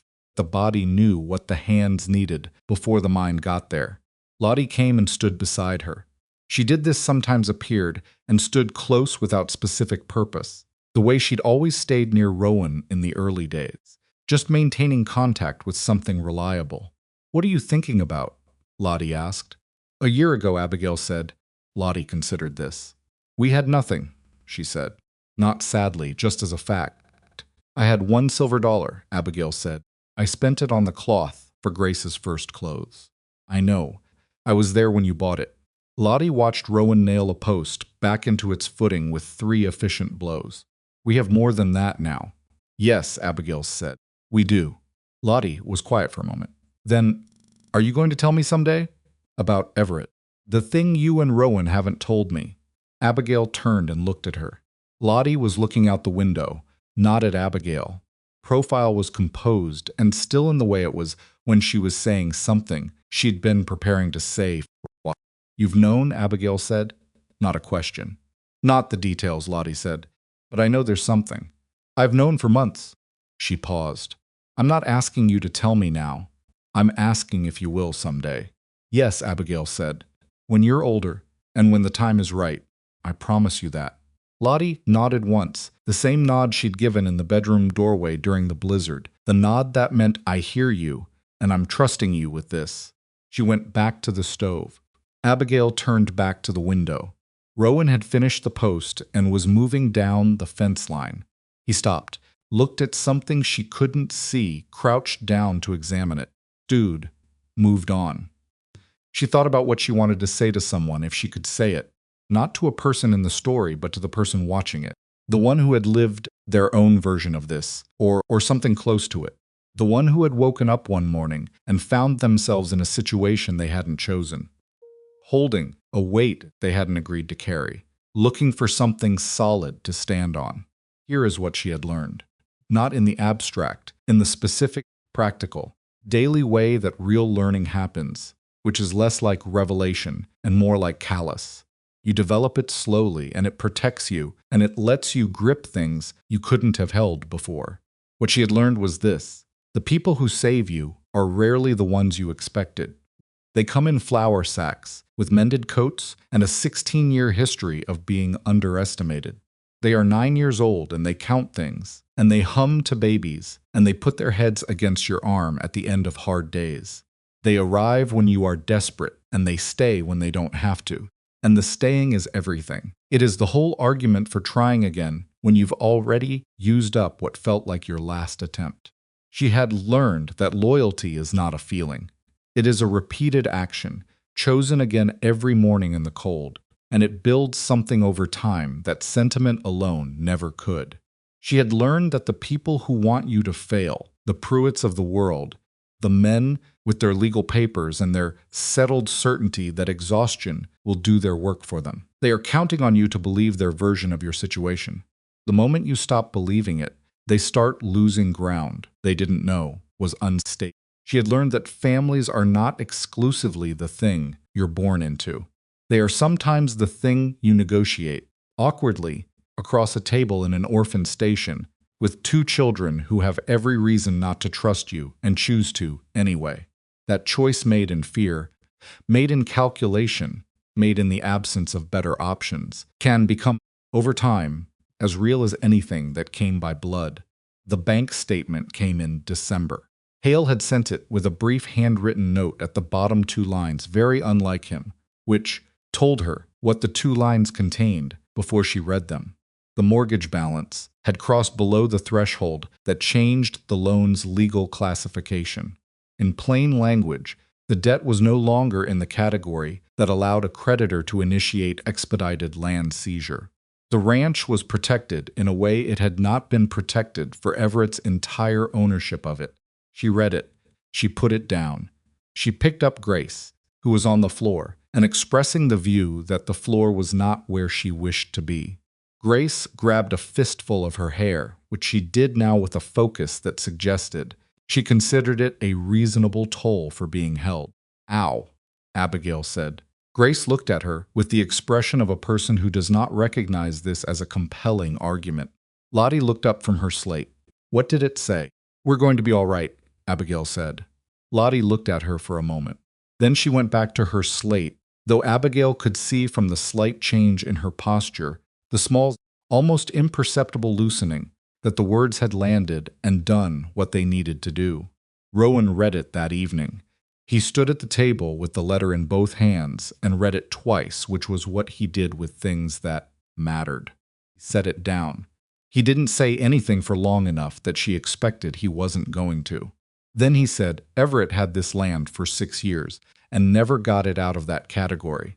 "No," she said, "he didn't." "1 year," Rowan said. He wasn't saying it to her exactly. More to the room, to the fact itself, turning it over. 12 months. "It wasn't one person," she said. "It was all of us." He looked at her. He almost said something. She could see the shape of it gathering in him, whatever it was, gratitude or acknowledgement or the particular thing you feel when you have worked very hard for a long time toward a thing you weren't sure was possible, and it turns out it was. He didn't find the words, but he didn't need to.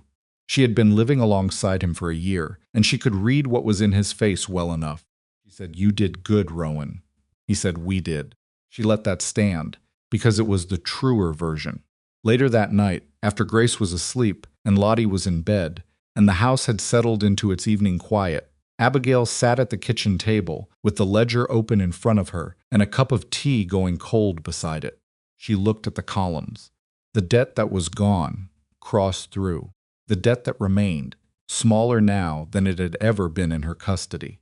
Cattle count 34 because the calf crop had grown the herd. Timber income, documented and reliable. The labor record Rowan had helped her build, entry by entry, since February. She thought about the silver dollar, about what it means to start with almost nothing and refuse to let that be the whole story. People talk about survival as if it is the point, as if getting through is the end of the sentence. She had learned it was only the beginning of one. What came after surviving was the harder and more interesting question. What do you build? And with whom? And what do you decide it means? She had built something she hadn't planned. A working ranch with a real future. Family that nobody would have assembled on purpose. That had been assembled instead by necessity and stubbornness and the particular grace of showing up for each other in the moments that required it. They were not perfect. Rowan was still guarded in ways that would probably take years to fully open, if they ever did. Lottie still flinched slightly when adults were unpredictable, still kept one part of herself in reserve, the way a person does when they've learned that reserves exist to be needed. Abigail still woke some nights at 3 in the morning and lay in the dark, running through the numbers, checking and rechecking a security she was still learning to believe in. Grace, at 8 months, was already certain. She had arrived early and unconvinced of anyone's schedule but her own, and she had grown into someone who looked at the world with a direct, uncomplicated expectation of welcome. She had inherited this from no one in particular. She had simply decided it was the appropriate posture, and she maintained it with the sovereign confidence of someone who had never been told otherwise. Abigail thought, maybe that's the thing you try to protect. Not the perfect conditions. Those don't exist. They never existed. The possibility that the next person who comes into the world through your door might be allowed to believe, at least for a while, that being here is enough. That they don't have to earn the right to stay. Rowan and Lottie had spent years earning that right in place after place that didn't recognize the payment. She had spent a year watching what happens when you stop requiring it, when you simply say, "This is your home. That's the whole of it. Now let's get to work." The land was still there. The debts were falling. The animals were alive. And the fences were holding. And the stove was burning low and steady against the December cold.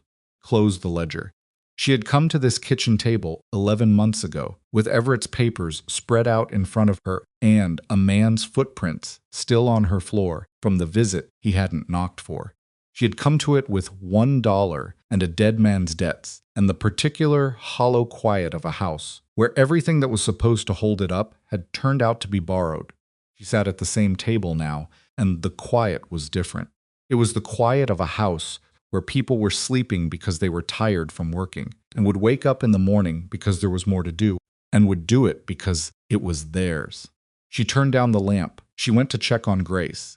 The nightly ritual, the hand near the small warm back, the chest rising and falling, and then she went to bed.